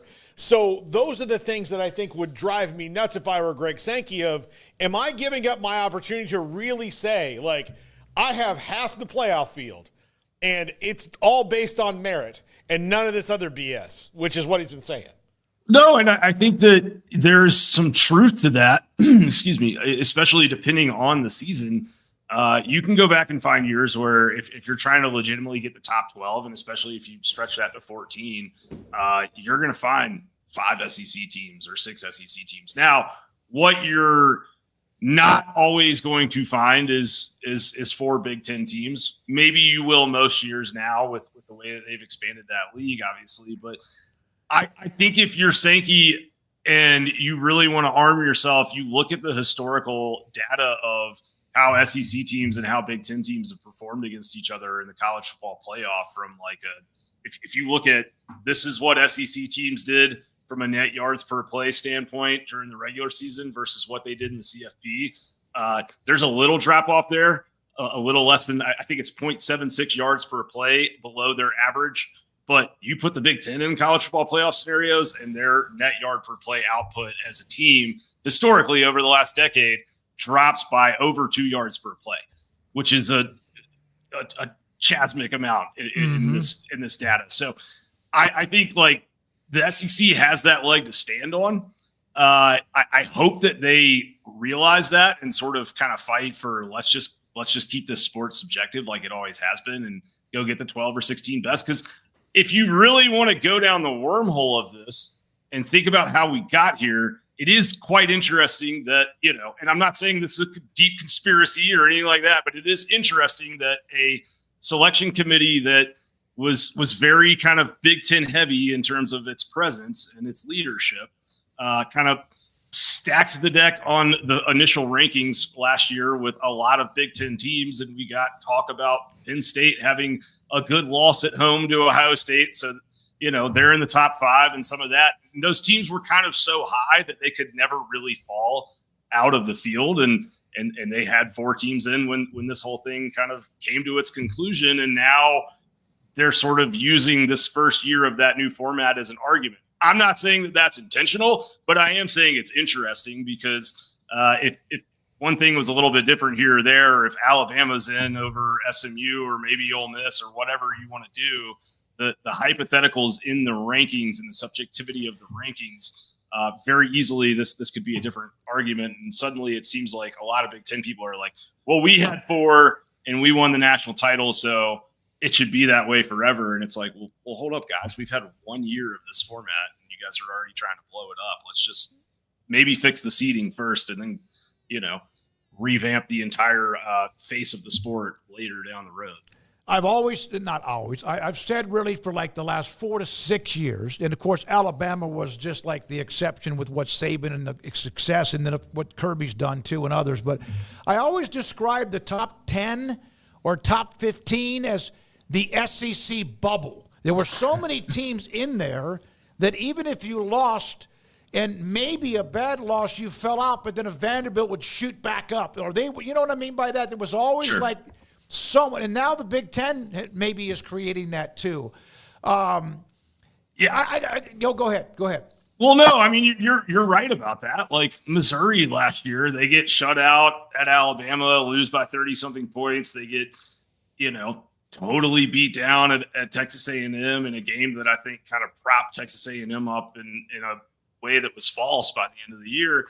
And they just could not fall out of the top 25 in the committee's rankings. So there's truth to that. And you have teams like Illinois or, I would get on every week after the playoff rankings came out and be like, why is Penn State, whose best win is a home win against Illinois by like 11 points, sitting up here where they are? And then, Illinois got in the top 25 and would just linger between like 18 and 23 for the rest of the year. So there is a feeling to me like often the top of the rankings are kind of set, and then the second bottom half of that top 25 is sort of designed to justify the top 12 or the top 14, whatever it's going to be. I want to get into a couple more things other than what I wanted to come on with you about with us today. We knew Texas was good. Everyone knew from the year before, and they lost that dramatic game to Washington and almost came back with a miracle. How much would you say on a scale of 1 to 10, or what was the surprise level that they were that good? Georgia got them twice, but they were able to make such a dent in the first year in the SEC. I think that there was an expectation that they would come in and win a lot of games. I don't know that, your Joe Schmo SEC fan would have expected them to make the SEC title, just kind of saying Texas is going to come in the league and make it the first year. But look at the schedule they had. How could they not? I mean, I'm sorry, like this upsets Texas fans when I say this, but they came into a league that was 16 teams, and they got to play 5 of the 6 teams who had a sub 500 SEC record this past year. Like, and it's an 8-game league, right? So I mean, it's 3-5 or worse, 5 of their 8 conference opponents, right? Like that's not that tough. You got Georgia and you lost to them at home, and then that what was the other test? Florida was a 500 team. They got to play them in Austin with a 3rd-string quarterback, and then they had A&M at the end. That was their league schedule. There's a lot of Kentucky and Mississippi State and Arkansas in that. So I would be deeply upset about that kind of imbalance in the schedule if I was like an Oklahoma fan looking at what they had to play coming into the league versus Texas. I think Texas was a really good football team this year. But I still don't really know how good they were, if I'm being totally honest with you. I think that defensive line was great, and that's what travels in the SEC, run defense and running the football. And for the most part, they could run the football on everybody they played except for Georgia. And that ended up kind of being the Achilles heel for them. Graham, let me rewind. I'm curious your opinion on something. If Georgia gets a targeting call against Haynes King, if that goes the other way and they wind up losing that game, are they out of the playoff too? And is the SEC looking at 2 teams? Or would that have put maybe Alabama in? Well, what I would tell you is that it wouldn't matter because there's a 12-team playoff now, and Georgia was playing for the SEC championship. Yeah, and they won. True. So, I mean, because they won that SEC title, they're getting in. And in some ways, I think that may have been more fun, just as someone who kind of wants to see some deeper conversations happen about what we're doing to the sport and the devaluing of the regular season. But I don't know how you call targeting on that. I understand why people can slow that down, but like, you have a ball carrier in the hole and you have a guy put his helmet on the ball. Like, that happens all over the country every week. We don't talk about it every time it happens because it's not the only college football game happening on the Friday after Thanksgiving where a team that's gone 36-0 in the regular season the 3 years prior is on the ropes against a 5-loss rival. Like, I understand the situation that created the discussion, but I don't think that in reality it really was worth all of that thought and energy that went into it from some people, because I think it was just a good football play by Dan Jackson. All right, last question, and we'll get into this much more when we get whatever they're going to call spring drill scrimmages or OT, whatever. How much is it burning that Georgia has been really good, but they haven't had that next level, which is hard. It's hard to win a national title. It took them forever to win one after Herschel. But what is it? What's the mood like in Athens, Georgia? I think that there's a little restlessness for sure. I think that you have a fan base who probably expected to see some wholesale changes this year. Not wholesale, but expected to see some staff changes this year and hasn't. And I don't think at this point we're going to, unless something surprising happens here at the very end of February. So, yeah, I think like people are kind of saying, okay, we're going to do the Mike Bobo thing this year again, but we had, I believe, 7 games last year where we failed to score 10 points in the first half, and we have more talent than most teams we play, and I think that's fair to question, and that people are kind of asking that question about Bobo and some other areas on that staff or roster. But I also think that there's a fair rebuttal to that to say, Kirby Smart has won a couple national titles. He knows what is required to do so. What I am forced to really kind of think at this point is if Kirby Smart is evaluating his program and he doesn't think he has a coaching problem, then he thinks he had a personnel problem of some sort in 2024 or a culture problem of some sort. And he believes that he can fix that for 2025 and that schematically and execution-wise that they will be okay. So I am very interested to see if that is correct. I'm interested to kind of monitor what we're hearing about some key positions as we go through spring practice, because they do lose a lot of snaps in certain places, but I don't know that they lose a lot of leadership in certain places. And so I think that's probably the low-key unknowable thing for Georgia's entire offseason is like, do they get back to kind of a team full of leaders and sort of player-led process, and less having one or two guys trying to drag the puppy with bloody paws down the sidewalk. And I know you're going to miss Carson Beck's cold, dead eyes. Oh, man. Yeah. Well, and I think Georgia's people are like, what do you think about Georgia right now? And it's like, they're having a quiet offseason. They're working out. And by nature, that's what football teams are supposed to be doing this time of year. Yeah.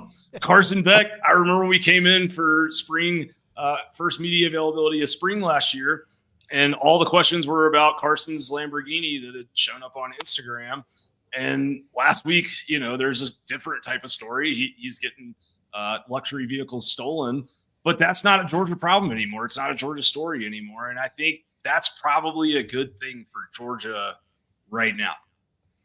Thank you, buddy. Appreciate it, Graham. Have a great week. Absolutely. Thank you, too. guys. Graham Coffey with us, Dogs Central with I just thought it was kind of refreshing to see his take.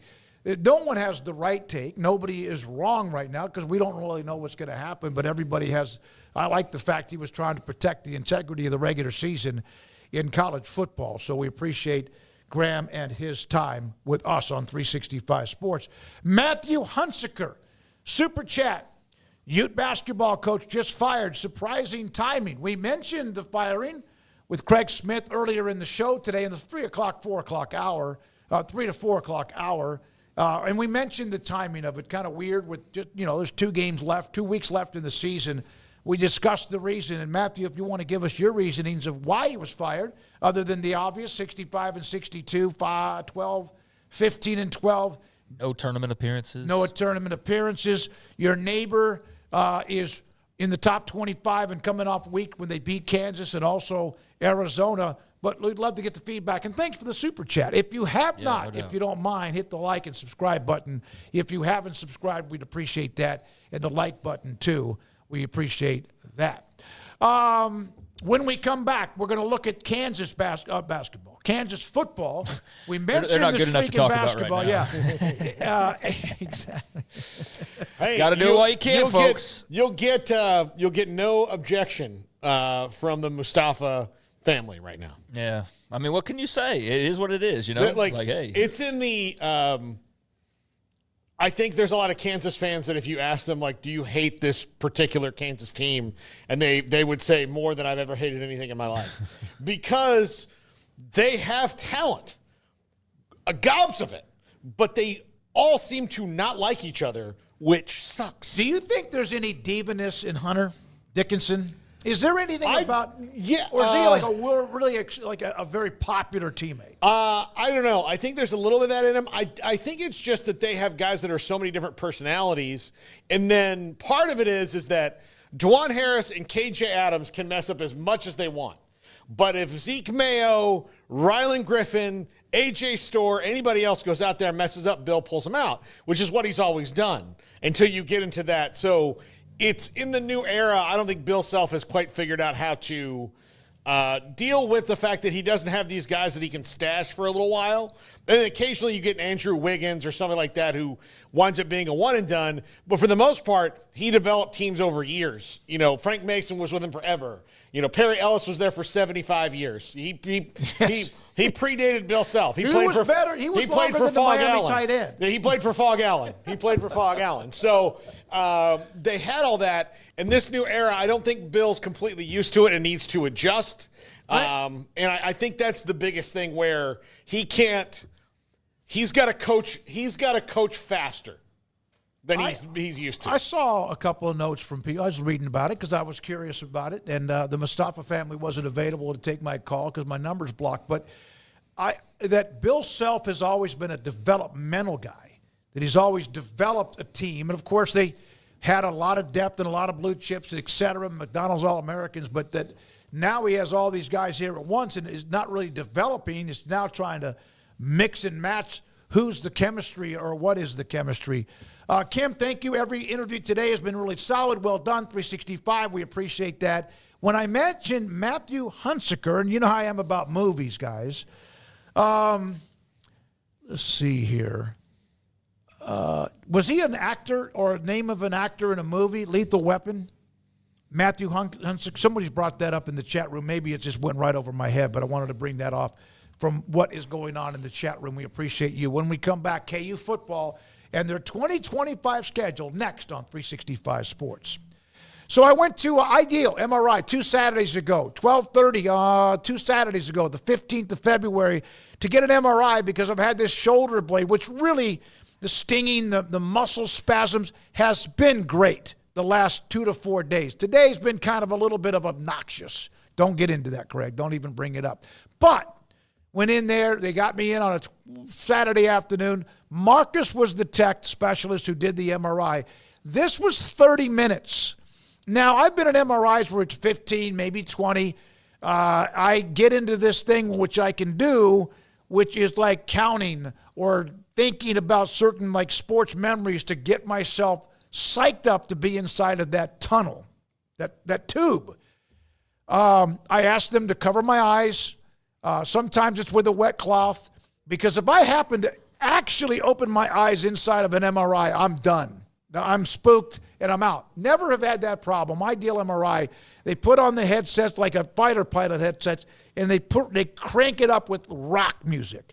And they are the best, man. I'm telling you. I've been in MRI machines elsewhere. Ideal MRI is the best. One, the experience, which you got to go in there because something's hurting you. The experience is great. The cost is even better. $497 or less every single time. Now, I'm now on Medicare, so that cost is sometimes nothing. But $497, even if they asked me to pay now, and that's what it would not bother me, because that's a steal. The average is $1,100. Rob Maxey, Dr. Maxey and his staff, his partners have done a great job. If you have an MRI, your doctor requested MRI, that's where you should go, inside the Central Texas marketplace off I-35 in Waco. In our logo and advertising, we say we are people that you can count on. What does that mean? It starts with providing a quality vehicle and quality service at a fair price. but it also means we do what we say we will do, and we treat people fairly with respect. It starts by hiring great people, good local folks who work hard with a caring attitude. Our employees are the real reason we are people that you can count on. Put us to the test and see for yourself that at Richard Carr Motors, we are people you can count on. Parenting is full of surprises. You never know what to expect. So after our son was born, I called my Texas Farm Bureau insurance agent to set up a life insurance policy in case something happened to me. Sawyer is now 2. And we'll soon have a sister. There's no one else I would trust with protecting my family. Stop by and see our agents at one of our 3 McLennan County locations. Coverage and discounts are subject to qualifications and policy terms and may vary by situation. Developed by Startup Waco, a nonprofit organization, GXG is a program designed to support the entrepreneurial development of Baylor University student athletes through NIL activations. The program helps student athletes maximize their platforms and offers a comprehensive support system for them to create and grow new businesses that not only benefit themselves, but also uplift the local economy. Fans who wish to support student athletes can donate to GXG via the GXG NIL Fund, BaylorBears.com/GXG. Contributions to support NIL activations through GXG can be made at BaylorBears.com/GXG. For more information, follow @GXG_GreenXGold on social media and visit the official website www.gxg.startupwaco.com. GXG, empowering student athlete entrepreneurship and uplifting the local economy through NIL activations. Riverbend Liquor and Wine now has 2 locations to serve you. The original on Lakeshore Drive at North 19th Street and the brand new spot in downtown Waco at 600 Franklin Avenue. If you're looking for the best in craft beers or local Texas bourbons, then the original is the place to be. And for the latest trends and online phenomenons, head downtown to the Franklin location. Either way, you're going to get the same great variety, customer service, and speedy experience. Check out both locations on their Facebook and Instagram pages, Riverbend Liquor and Wine, Lakeshore Drive at North 19th Street, and now downtown on Franklin Avenue.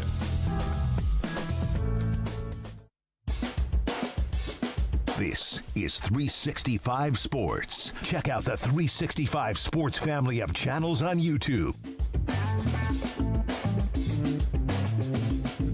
So, Craig had the idea a couple of weeks ago. Always want to kind of remind you, we go over each school in the Big 12, their schedule released the Tuesday of Super Bowl week, and we look at it. This is not to do any kind of diagnosis about depth charts, personnel, whatever.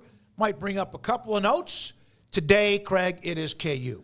Yeah, it's Kansas's turn, so I don't know where we are in terms of the numbers of days. What do we do? Like this is like number 6 or 7 or something, I think, at this point. I have no idea. Yeah, I don't know where we are. It's a big league, so we are trudging through, and this is just a time, as you said, to just take a look at what was released a couple of weeks ago. So here is KU in 2025, and obviously a team last year, not getting to the full breakdown, but a team last year that had a lot of high hopes, Big 12 championship aspirations, one might even say, and they started off with a win and then proceeded to lose 5 straight games and then got into a situation where they had to just nearly win out to make a bowl game. They won a game, lost another game, and it led to having to win 4 straight. They won 3 and then got to that final game and just got obliterated by Baylor and cut their season short. So it's been a rough 2024-25 like main sports calendar for the Jayhawks fans out there. This was supposed to be high level. This was supposed to be a Renaissance year in Lawrence, where you're like, we finally got it all going. Everything's pointing in the right direction, and it just, man. Yeah, got off to too bad of a start in football. Nearly recovered to get to the postseason, but just fell short in that final game. So here we are, and I think the expectations are, once again, pretty big. I think there's a different kind of pressure now applied to Lance Leipold. He can't really have the year that you had last year. You can't get off to that bad of a start. You can't not make a bowl game with the upward trajectory that you had. You've also got your stadium back in business this year after all the big hundreds of millions of dollars of renovations. They'll be back at David Booth Kansas Memorial Stadium this year. So that is cool in terms of just some of the details of this schedule. But it gets started off in week 0. So they start off early. And because of this, They are the second team that we've talked about in the Big 12 that will have 3 bye weeks this year. So 3 different bye weeks for KU that we will break down. But Fresno State, right off the top, Saturday, August 23rd. Again, that's week 0. That is how things will get rolling for KU at home at Memorial Stadium. They'll turn around and then on a Friday take on Wagner. So interesting Friday matchup there. That's not like a big opponent by any means, but you'll have that Friday game at home, and then you hit the road for what should be a very juicy matchup because we have not seen it in quite some time, but there is a lot of history there as Kansas and Missouri take on each other on September the 6th. 120 meetings, a series that dates back to 1891. It is tied for the 10th most played rivalry in the history of college football, and they have not played in 14 years. So for the first time since 2011, it will be Kansas and Missouri, and this game will also be, according to KU, the first time they played on one another's campus since 2006. So even though they played in 2011, it was 5 more years prior to that before they last played at each other's spots. So there you go, Fresno State at home, Wagner at home on a Friday, and then on a Saturday, they head out for their first road trip, and it's a big one, at SEC's Missouri Tigers. Fresno State is always one of those teams, if you open up with them, it's like you're kind of asking for trouble, because you never quite – they've been remarkably consistent over the years. They have their dips because, again, that's kind of what you are, that kind of school. But as, a G5 goes – Fresno State knows how to pull themselves up with the bootstraps and be pretty damn good. When they had Pat Hill as the head coach. Yeah, and look, they their quarterback from last year, Mikey Keene, is going to Michigan, to hold the place there until Bryce Underwood is ready. And I'll tell you, I think Mikey Keene and that Michigan offense, they'll have 3 more wins with him than they did last year, just because he's that much better than the guys that they had. Now, if they can go get one Mikey Keene, they can go get another, which makes them scary. I think the biggest thing with Kansas is does Jalen Daniels look like he's played football in a few months again? Last year during that 5-game losing streak, it just looked like he was still like getting used to playing football again. And then when they went on their winning streak, he looked like Jalen Daniels. So if he looks like that early, should be really good. Mizzou has to replace the quarterback. No Luther Burden. A lot of Theo Weiss out the door there too. So a lot of playmakers gone, but they're throwing a bunch of money at everything at Mizzou. So I expect them to be formidable, and that's a rivalry game on the road in SEC school. This is 2 out of the 3 first games are tough for the Jayhawks. Has any conference, formerly a conference, the Big 8, had more rivalries disintegrate because of realignment? I mean, I can't imagine off the top of my head. I mean, Nebraska, Oklahoma. Against all of those Midwestern schools. I mean, all of them against each other. Yeah, I mean, Oklahoma, Missouri was one that got reignited this year that I know was a big deal for a lot of people because that was a rivalry that not necessarily is held in the highest regard as far as Oklahoma because it's behind Texas, it's behind Bedlam. But I mean, it was one that, definitely was missed. So yeah, I mean, you could basically just do the round robin of all of those teams. I mean, Nebraska, Missouri. I mean, go around it. Colorado, Nebraska. I mean, round and round and round. So yeah, I guess not. But there you go. That's a very interesting first 3 weeks of the schedule, and then their first of 3 bye weeks. So there you go with that. They'll come back on September the 20th, and they will open Big 12 play at home against West Virginia and Rich Rodriguez. They'll be back at home the following week as they will take on the Cincinnati Bearcats. So 2 home games following the bye week and the non-conference schedule. You will then go on the road for your first Big 12 matchup, and that will be against UCF. And they're different now, obviously, with Scott Frost as the new head coach there. Just the second meeting ever between Kansas and UCF. First time ever Kansas will travel out to Orlando. So they will be in was it FBC Mortgage Stadium for the first time. And so I would think that that's maybe a game outside. Missouri's probably the game you circle, right? Like that's the game if you're traveling plans, you're putting those together. Like Missouri's probably the game you have at the top of the list. But I think going out to Orlando for the first time might be, a backup as well. So they'll take on UCF, and then they will be on the road for a second consecutive week. The only time that happens in the first part of the schedule, right here in the middle, they will go to Lubbock to take on Texas Tech before getting their second bye week. So that second stretch, 4 Big 12 games, 2 at home, 2 on the road, West Virginia, Cincy, and then Orlando and Lubbock before you take your second breather of the schedule. I like their shot at especially if they're 3-0. Coming out of the first 3 or 2-1, to go 3-1 in this stretch or better. I mean, I like that. I think I think they've got some nice ebbs and flows early on here for themselves, but it's this second flip that I'm most interested in. But you should be ahead of where West Virginia, Cincinnati, and UCF are if you're Kansas. Yes. If you think that you are who you are, you should be ahead of them at this point in the season. West Virginia is the one that's got me kind of scratching my head. I'm like, could they be pretty good with Rich Rod? Like pretty quickly? He might give them a pretty not. I don't mean like Noel Devine era. How quickly can he make them good? Right. Yeah. How quickly can they be scary? And that's better with the transfer portal. I'd rather play them on September 20th than October 20th. Yeah, certainly. Yeah. So there's your second of 4 legs on this schedule because of all the bye weeks. So you'll come back October 25th, rested again, and then it is the big rivalry, the Sunflower Showdown, Kansas State at home in Lawrence. And it has been a long time, fellas. Do y'all know how much the streak has reached now at this point? How many games the streak is currently at in terms of Kansas State and winning this rivalry? Late in the 2010s? 16 consecutive wins for the Wildcats. 16 consecutive. So KU will look to break that, and they'll have the chance to do that at home. They'll be back at home the following week against Oklahoma State, and then the final game of this stretch of the schedule. Like these 3 bye weeks, man, like you start early, you play a Friday game as well in week 2 or week 1 technically, but you do get a lot of breaks. So this is just a 3-game little part of the schedule here. K-State at home, Oak State at home, and then you travel out to Arizona. So that will be a first time meeting as Big 12 opponents, the Jayhawks and the Wildcats.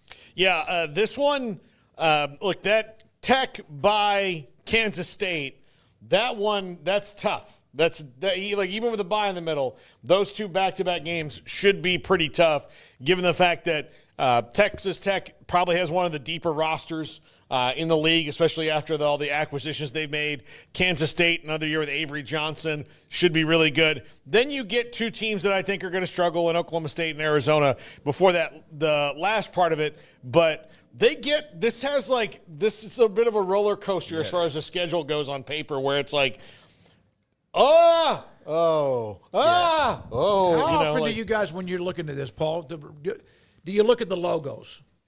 I don't so much anymore because, especially with this conference that we know so well, I look at the rosters. So right now, when I look at who's going to have really good rosters on their schedule, Mizzou went and got Bo Prabula, who's going to replace Brady Cook, who hasn't played a lot, but when he played well. West Virginia, I'm not sure about their roster. Cincinnati, UCF, but Tech has a really deep roster. Yeah, Kansas State has a deep roster. Not back-to-back, but back-to-back on the schedule. Here's the thing, though. There's not really logo teams on here. Yeah. No, that's right. They're gone. So, yep. And then you look at Oklahoma State and Arizona. Like, Oklahoma State, tell me their starting 11 on either side of the ball right now. Yeah, I would think Oklahoma State and Arizona are probably, and maybe Cincinnati as well, probably going to be at the bottom of the poll. But then again, if it's like last year, they will be winning the conference. So that could be the toughest stretch for all we know. But they will play Arizona to close out that stretch. Yeah, and so when I look at the rosters here, they're playing they've got a kind of a half and half here, where half the teams they play have really they know what their roster really is going to be set up wise as they head into spring and then head into fall practice. And then they've got half the teams here that are generally in flux. Yeah. So So then it leads into, after that Arizona game, another bye week, the third and final bye week. And then they will have just 2 games remaining there in late November as we start to get the holidays kick-started with Thanksgiving and whatnot. At Iowa State, we'll start that 4th and final leg, and then it will be Utah at home on Saturday, November the 29th, that will close out this schedule. So that is KU. So you've got all Saturday games except for week 1, which is their second week of the season, against Wagner on that Friday night. But outside of that, all Saturday games. You got 7 home games, 5 road games, and those 5 road trips, man, pretty solid. Like, pretty damn solid if you're a Kansas fan. You're trying to figure out where to go. You've got the Missouri rivalry rekindled, so that'll probably be near the top of the list for people. But you can go out to Orlando and experience the bounce house for the first time ever. That's pretty cool.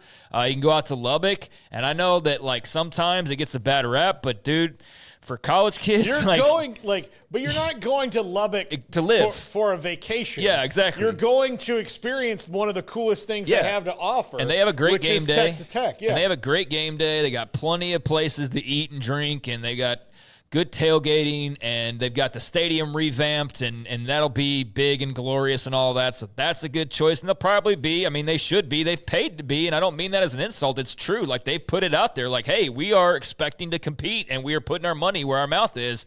So that might be a very big game. And then you've got Tucson, head out west, especially in November, get a little warm weather, or just wait a week and then go to Ames, which will probably be freezing cold on November the 22nd. But that's a place with its own set of diehard fans and a great atmosphere. So I think there's some good choices there. The 3 bye weeks is maybe a benefit. We'll see on that. But I think it's an early start, but it's definitely a unique schedule, and it's one that I think it all just depends on if Kansas can live up to its expectations. And also, of course, what the hell does the Big 12 actually look like? Yeah. Because we talked about this a year ago. We were like, man, going to Stillwater, guys. Like, I don't know. And then if we did it in reality, it's like, oh, they're going to beat Oklahoma. So who knows? But there you have the Kansas schedule for 2025. I think it's pretty interesting, pretty fun. Yeah, the last 2 at Iowa State. And then, again, I'll die on this hill about Utah. I think they had a problem, one legitimate problem. Everything else was, pimples. Like, they had one scar and a bunch of pimples, and I think they solved that with them damn just, I wonder if that it was a weight. It was Cam Rising. That BYU outcome turns out differently, though. We're maybe looking at it a little bit differently if they win that game, because at least you got that, and it maybe just makes everything taste a little different, Yeah. But, what were you going to say, well, Cam Rising? Yeah, no, with the Cam Rising thing just had to eventually just emotionally wear you down. Like, you just never knew, and no matter what, if you did, it was a constant weight, and it was a disappointment, one after another. And you wonder if that just eventually wore them out. They ran out of gas emotionally. I think it definitely had something to do with it. Not everything to do with it, but definitely had to have some it had to weigh them down in some form or fashion, I would think, because I know it not on all of us just watching of, like, is he playing or not? And at this point, we don't care. So I'd imagine there's probably somebody in that locker room that felt the same way, but they don't play. They played all these teams last year, so it's not like you're going on some long drought like some conferences, but no Baylor, no Houston, no TCU. So the only Texas team of the 4 they play is Tech and in Lubbock, and then also no Arizona State, no BYU, no Colorado. So does that play in their favor? I don't think you ever know any Big 12. We don't know. I mean, we don't know. But on paper, which is what this whole exercise is, there's probably 4 contenders in that group of 6. Yep. So maybe you missed out in a good way on that. But I think that's a bowl-eligible schedule. I love that you're playing Missouri again. I'm glad to see that. I think that'll be a great atmosphere. By the way, new coach at Fresno State, that opening game, Matt Entz, who was at North Dakota State for a couple of years. So in that tree that North Dakota State, Craig Bohl, Chris Klieman, Entz, so that will be a new coach. Fresno State was a team that you always, when Pat Hill was there, their most successful coach was, I think, Jim Sweeney in the 70s, 80s, or 90s. But they can be careful there. KU, boy, they really did. The expectations were big, and Jalen Daniels was just not ready, and so. And I haven't mentioned his name at all, but yeah, he's back, and he should have no problem knocking the rust off. There should be no rust. He should be fully rust-free at this point. So Maybe he's a player of the year candidate in the league. Maybe he's, bigger than that. I won't go that far at all. We got to see a lot more before I'd ever start, pumping anything up other than like honorable mention or second team or whatever, maybe first team all Big 12. But that is one thing you're excited about. They're going to lose some players, but we'll get to that later on in the summer and when that's actually closer and concrete. But they will be losing some talent, but I think you still feel like you should be able to get to a bowl game and get back there after missing out with that final loss of the season in the final week of the season last year and falling just short. All right. Thank you, Craig and Paul. And KU, the schedule, we locked it down. Appreciate that. We'll have a couple of the notes to get to. Paul's top 5 is just around the corner. We appreciate it. I mentioned this again. Everyone's telling me I need to mention it more than just once. But if you have not hit the like button, we'd appreciate you do that. If you have not subscribed to what we do, we'd appreciate you do that. A lot to get to, and we will. Still more. This is 365 Sports.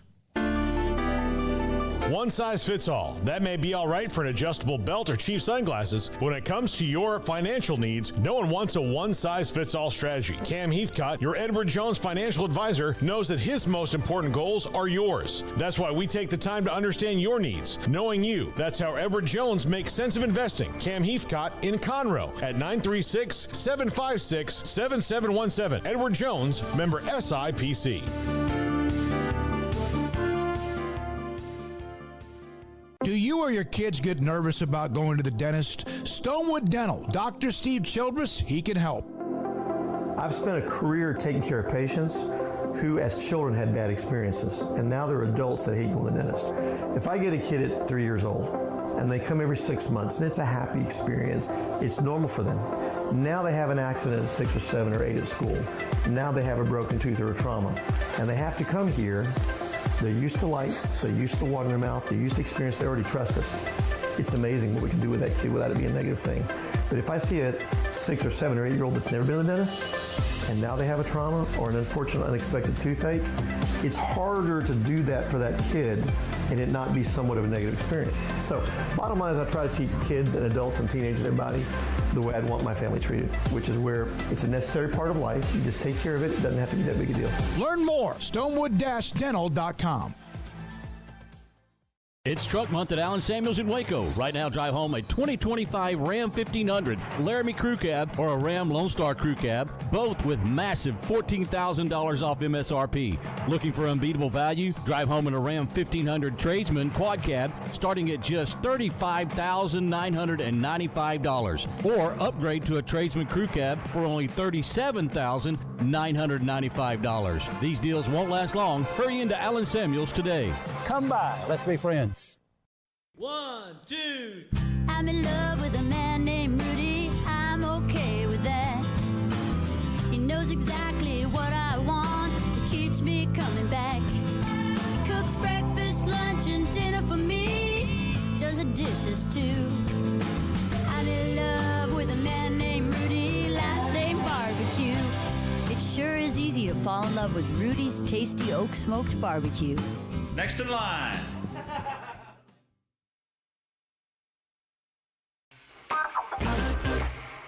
This is 365 Sports, powered by SicEm365.com. The 5 o'clock hour is brought to you by Edward Jones and financial advisor Cam Heathcott. Edward Jones, making sense of investing. Now here's David Smoak, Paul Catalina, and Craig Smoak. We went over a lot of the headlines as we do after we had Gene Taylor, the AD at K-State, on to start the show. Mentioned also that on Shadur, Ashton Genty, Abdul Carter, and many others that will not be doing certain things at the Combine. Just to update that. Did you ever go to the Combine? Is that something you've ever done? I don't think so. I'd like to do it. I'd like to do it one time. Yeah, I've heard from people that have gone, okay, if you're like a hardcore NFL nut, then you like love to go every year. But I know a couple people that have gone and they're like just wanted to do it, just to do it, and then that was it. And there's not really a need to go back and do it again, but they just wanted to do it one time. And so I was just curious because I know I haven't gone. I know Paul hasn't gone, but I didn't know if you and your no, not even during the times when I was elsewhere. Yeah. No, it is now the Combine and the access is incredible, and it's better than covering Super Bowl Radio Row. So that's something with our college football content that needs to be up for discussion. Yeah, no, I would love to go. Indianapolis hosts things really well too. So it is so self-contained in that city. It's really easy. It's something I would love to do. I almost don't really care. Like, if you ask me, like, hey, how did this guy look running in a straight line? Like last year when we were at the Big 12 thing, I watched very little of that. I'm more interested in talking to the guys and kind of learning about them or kind of seeing those other things. But, I mean, the access is amazing. Yeah, it's great. It's amazing, and it's something that, the Super Bowl week is pretty cool, but the access has now it's just more and more difficult because it's just so crowded. But the NFL Combine might be something we flip the switch on that. I do think this would have been a good year to do it in hindsight, obviously, with Shedeur Sanders and Travis Hunter and Tedero McMillan and Sabanaya. But I'm telling you, another guy that I think is going to become like Mr. Popular. He became Mr. Popular on what was that, a Saturday morning there during championship weekend. I think we're going to start hearing more about him as one Cam Scatteraboo. Yeah. I'm interested to see what he does at the Combine, and then kind of what the talk about him continues to be, but not a top level like first round pick at all, but still another name that'll be fun to follow throughout this next few weeks. We consider those of you who either listen to us or if you are watching us, and that could be on the Twitter feed, 365 Sports YT, or YouTube, the chat room, and all of what we do. From the day we started, which was almost 5 years ago, a family, a lot of you. Now, we don't always agree. That's normal. But there is S. Michael DeHart, huge West Virginia fan. Want to send out our thoughts and prayers to him. He's going through something right now, and it's a health issue. Pray for him. I had somebody alert me. In fact, Kim's the one that sent me the note. S. Michael DeHart was a part of our viewership, and then he kind of was out for a while. And he is battling an infection. So thinking about you, S. Michael DeHart, I sent him a text on Friday evening, I think it was, or whenever it was, and he appreciated it. So if you are, and you know him and remember him, thoughts and prayers for S. Michael DeHart. He's fighting right now, and wish him the very best of luck. All right, so the Combine we mentioned, that was Shedeur and Ashton Genty, Abdul Carter. Here's from Brett Coleman. This is interesting. For the starting lineups of every Super Bowl winning team, going back 15 years, these were the 3 rounds that accounted for the most starting talent. Now, you would think, yes, the second round, but it's ahead of the first round. And then undrafted free agents. Pay attention to every round or every single name this week at the Combine. They all matter. Brett Coleman, that's a pretty cool. Second round ahead of the first round. Sometimes in the first round you get some hype, overhype, and sometimes bust more than in the second round, and then also those you sign that are not drafted after the 7 rounds are finished. Yeah, that was a really interesting stat. Second round, especially now, when everybody kind of looks at it. We asked John Cooper last week, how many guys do you have a legitimate first-round grade? And he said this year is maybe a little bit more like 15. Some years there's like 9 guys. And then some people on their board, like some teams on their board, will have 7 guys that they would draft in the first round in any draft. Like that's kind of their legitimate first-round grade. And then everybody else is second round or below. And so second round is really, I think, to me it's easier to hit on your first-round pick because you only have so many guys that you can. But the difference between your second and third round pick and those kind of things, that's where I think you really make hay where the sun shines. And then the teams that are really good at finding those guys that nobody wanted to draft and finding that potential and coach them up, not surprising. The Chiefs and the Eagles among them. Yeah, no, but, there's a lot of names that undrafted. You hear a lot about late round picks like Brady and others, but the Cowboys had an outlier. Like people always to never forget Tom Brady was like, but there's Brock Purdy. I mean, as far as like he's not that level of player, obviously, but he's been successful enough to play for Super Bowls and NFC championships and everything. But there's the Tom Brady sort of like none of y'all are Tom Brady. Like I highly doubt we see anything like that ever again. No. Just a guy like the greatest ever. Patrick Mahomes was a top 15 pick. He might pass Brady, but he's a top 15 pick. Brady being that late is just kind of crazy. The story on Mahomes, like, maybe gets a little over dramatized because that's what we do now. Because, like, you know, the Bears and the Texans and all passed on him. But, you know, all these different things. Look, the Texans had Deshaun Watson. I mean, they took Deshaun Watson, which at the time looked really good. And you know, he's clearly run afoul of everything in his life since then. But Mahomes, you know, the people who are passing on him, and I think Andy Reid would be sitting back watching like, you guys, did you watch the whole game? Or did you just, like, look at the score and be like, oh, well, he must suck because they lose a lot? Like, no. The only reason that they were in any of these games is because 15 out there was painting a tapestry every single time. Yeah, there's too many people worried about the fact Tech gave up 40 rather than they scored 48 because of that special quarterback they had. Yeah, or they only scored 39 and fell short, and, you know, that's what happened. Yeah, the offense was not an issue there. But, no, I mean, the undrafted free agent part to that I find odd. I would never have guessed that there's been more undrafted free agents, or I guess more undrafted free agents since 2010 on Super Bowl starting rosters. There's been more undrafted free agents on the winning team than anybody in the 3rd through 7th round. Yeah, okay, so I didn't know winning way to look team at it that specifically. Way, yeah. Okay, there's the graphic. So, yeah, that's interesting. I wouldn't have guessed that. The second over the first, not a total surprise because you do get a lot of just big misses there in the first round, and then it kind of settles in. But, I mean, I'm excited. I'll tell you, as a Commanders fan, I've never looked forward more to a draft in the last, 15 years than I have this one, because now I know they're actually going in a proper direction and that they have a quarterback. So if they draft an offensive lineman, I'll totally get it and I'll be fine with it.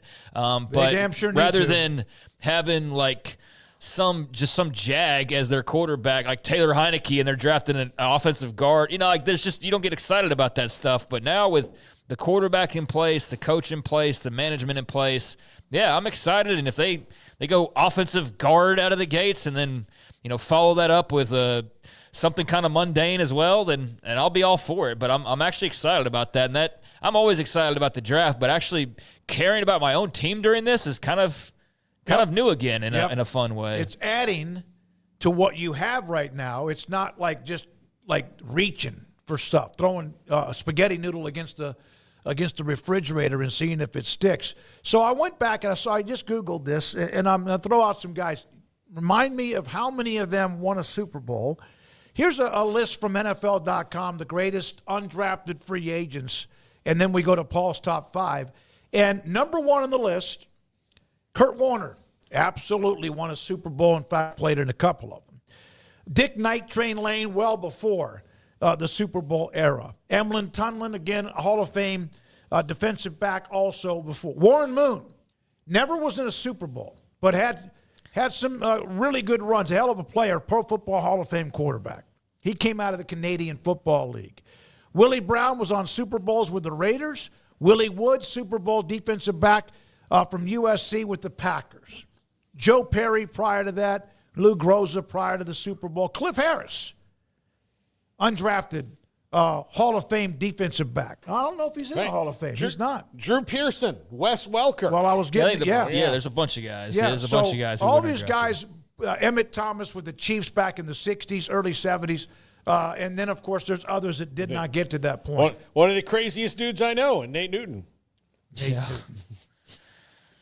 Yeah. Nate was undrafted, Washington had the Hogs. Joe Jacoby was a part of that list with them. James Harrison with one of the most dramatic plays in the Super Bowl, undrafted out of Kent State. So there we are. Can't believe y'all haven't talked about the great Tony Romo. Oh, wait, he never did get to the Super Bowl. But he was an undrafted guy. That was a big drawing point that was part of why people loved him was that he was the scrappy, undrafted quarterback. He just never quite got to the Warner level. But, I mean, the point being there's a bunch of undrafted guys who have made good careers, and I just wouldn't have thought on that, second over first rounders, especially a unique stat like that of winning Super Bowl team, 10 years, all that. I guess that's not that surprising. 15, actually. This keeps changing. I thought it was just both teams. Since 2010, the champions. Whatever it is, over that time span. I wouldn't have guessed the undrafted, though, no matter how often it does seem to occur. I wouldn't have guessed that over the 4th through 7th rounders entirely. But then again, by the time you get to day 3, even the biggest draft heads are like, all right, let's wrap this up. And you have teams that are just throwing completely blind in like the 7th round at guys.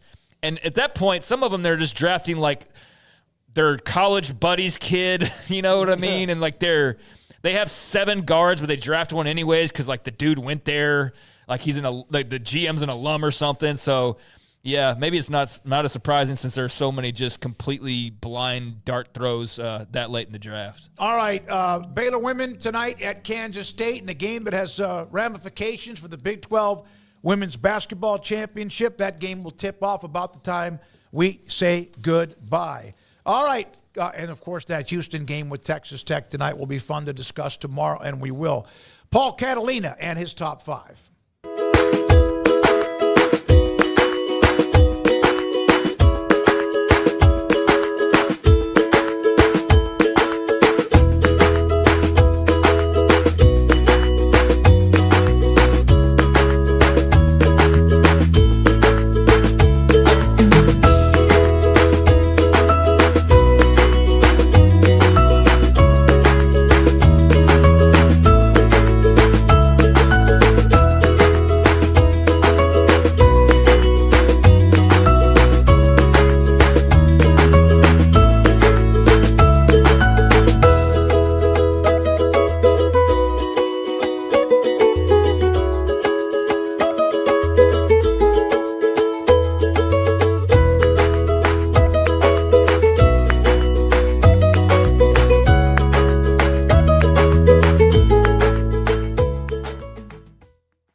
Looking for a wheeled cooler, this is the Arctic 52-quart ultralight wheeled cooler.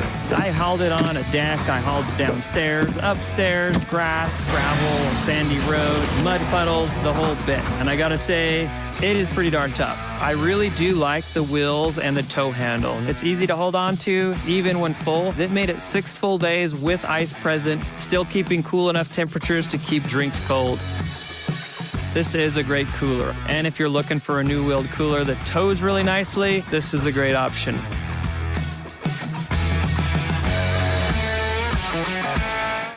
If your business is like most, you need things done quickly. But if you're still tying your critical applications together on multiple shared public networks, you've probably been feeling the slowdown. And that's no good for business. A private UPN fiber network can get you and your business moving at the speed of light. Whatever you need, we can build it. Internet, Metro Ethernet, Waves, dark fiber. We deliver custom private networks and are focused on business customers only. Our next generation 100% fiber optic infrastructure offers you low latency and ultra scalable bandwidth with speeds up to 100 gigabit to run your critical applications.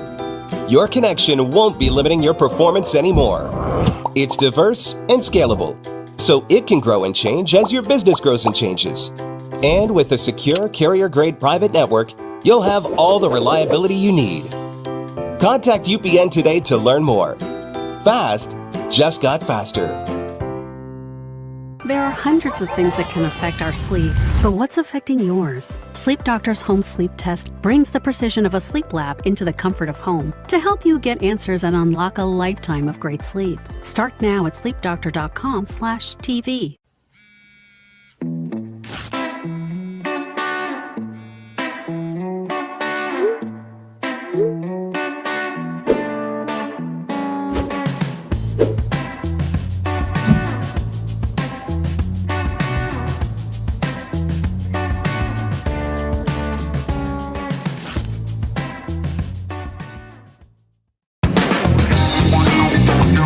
This is Paul Catalina's Top 5 brought to you by Ticket Club. Forget the fees, just big savings. Click the link in the description to find out more. Welcome into Paul Catalina's Top 5. Today, Big 12 teams that will be better in 2025. We're, of course, brought to you by Ticket Club. Forget the fees. Link in the description. Click for concerts, for March Madness, for Major League Baseball, the NFL, college football, ticketclub.com. Okay, Big 12 teams that will be better in 2025. Number 5, Houston. Connor Wegman comes in at quarterback. Year 2 of Willie Fritz.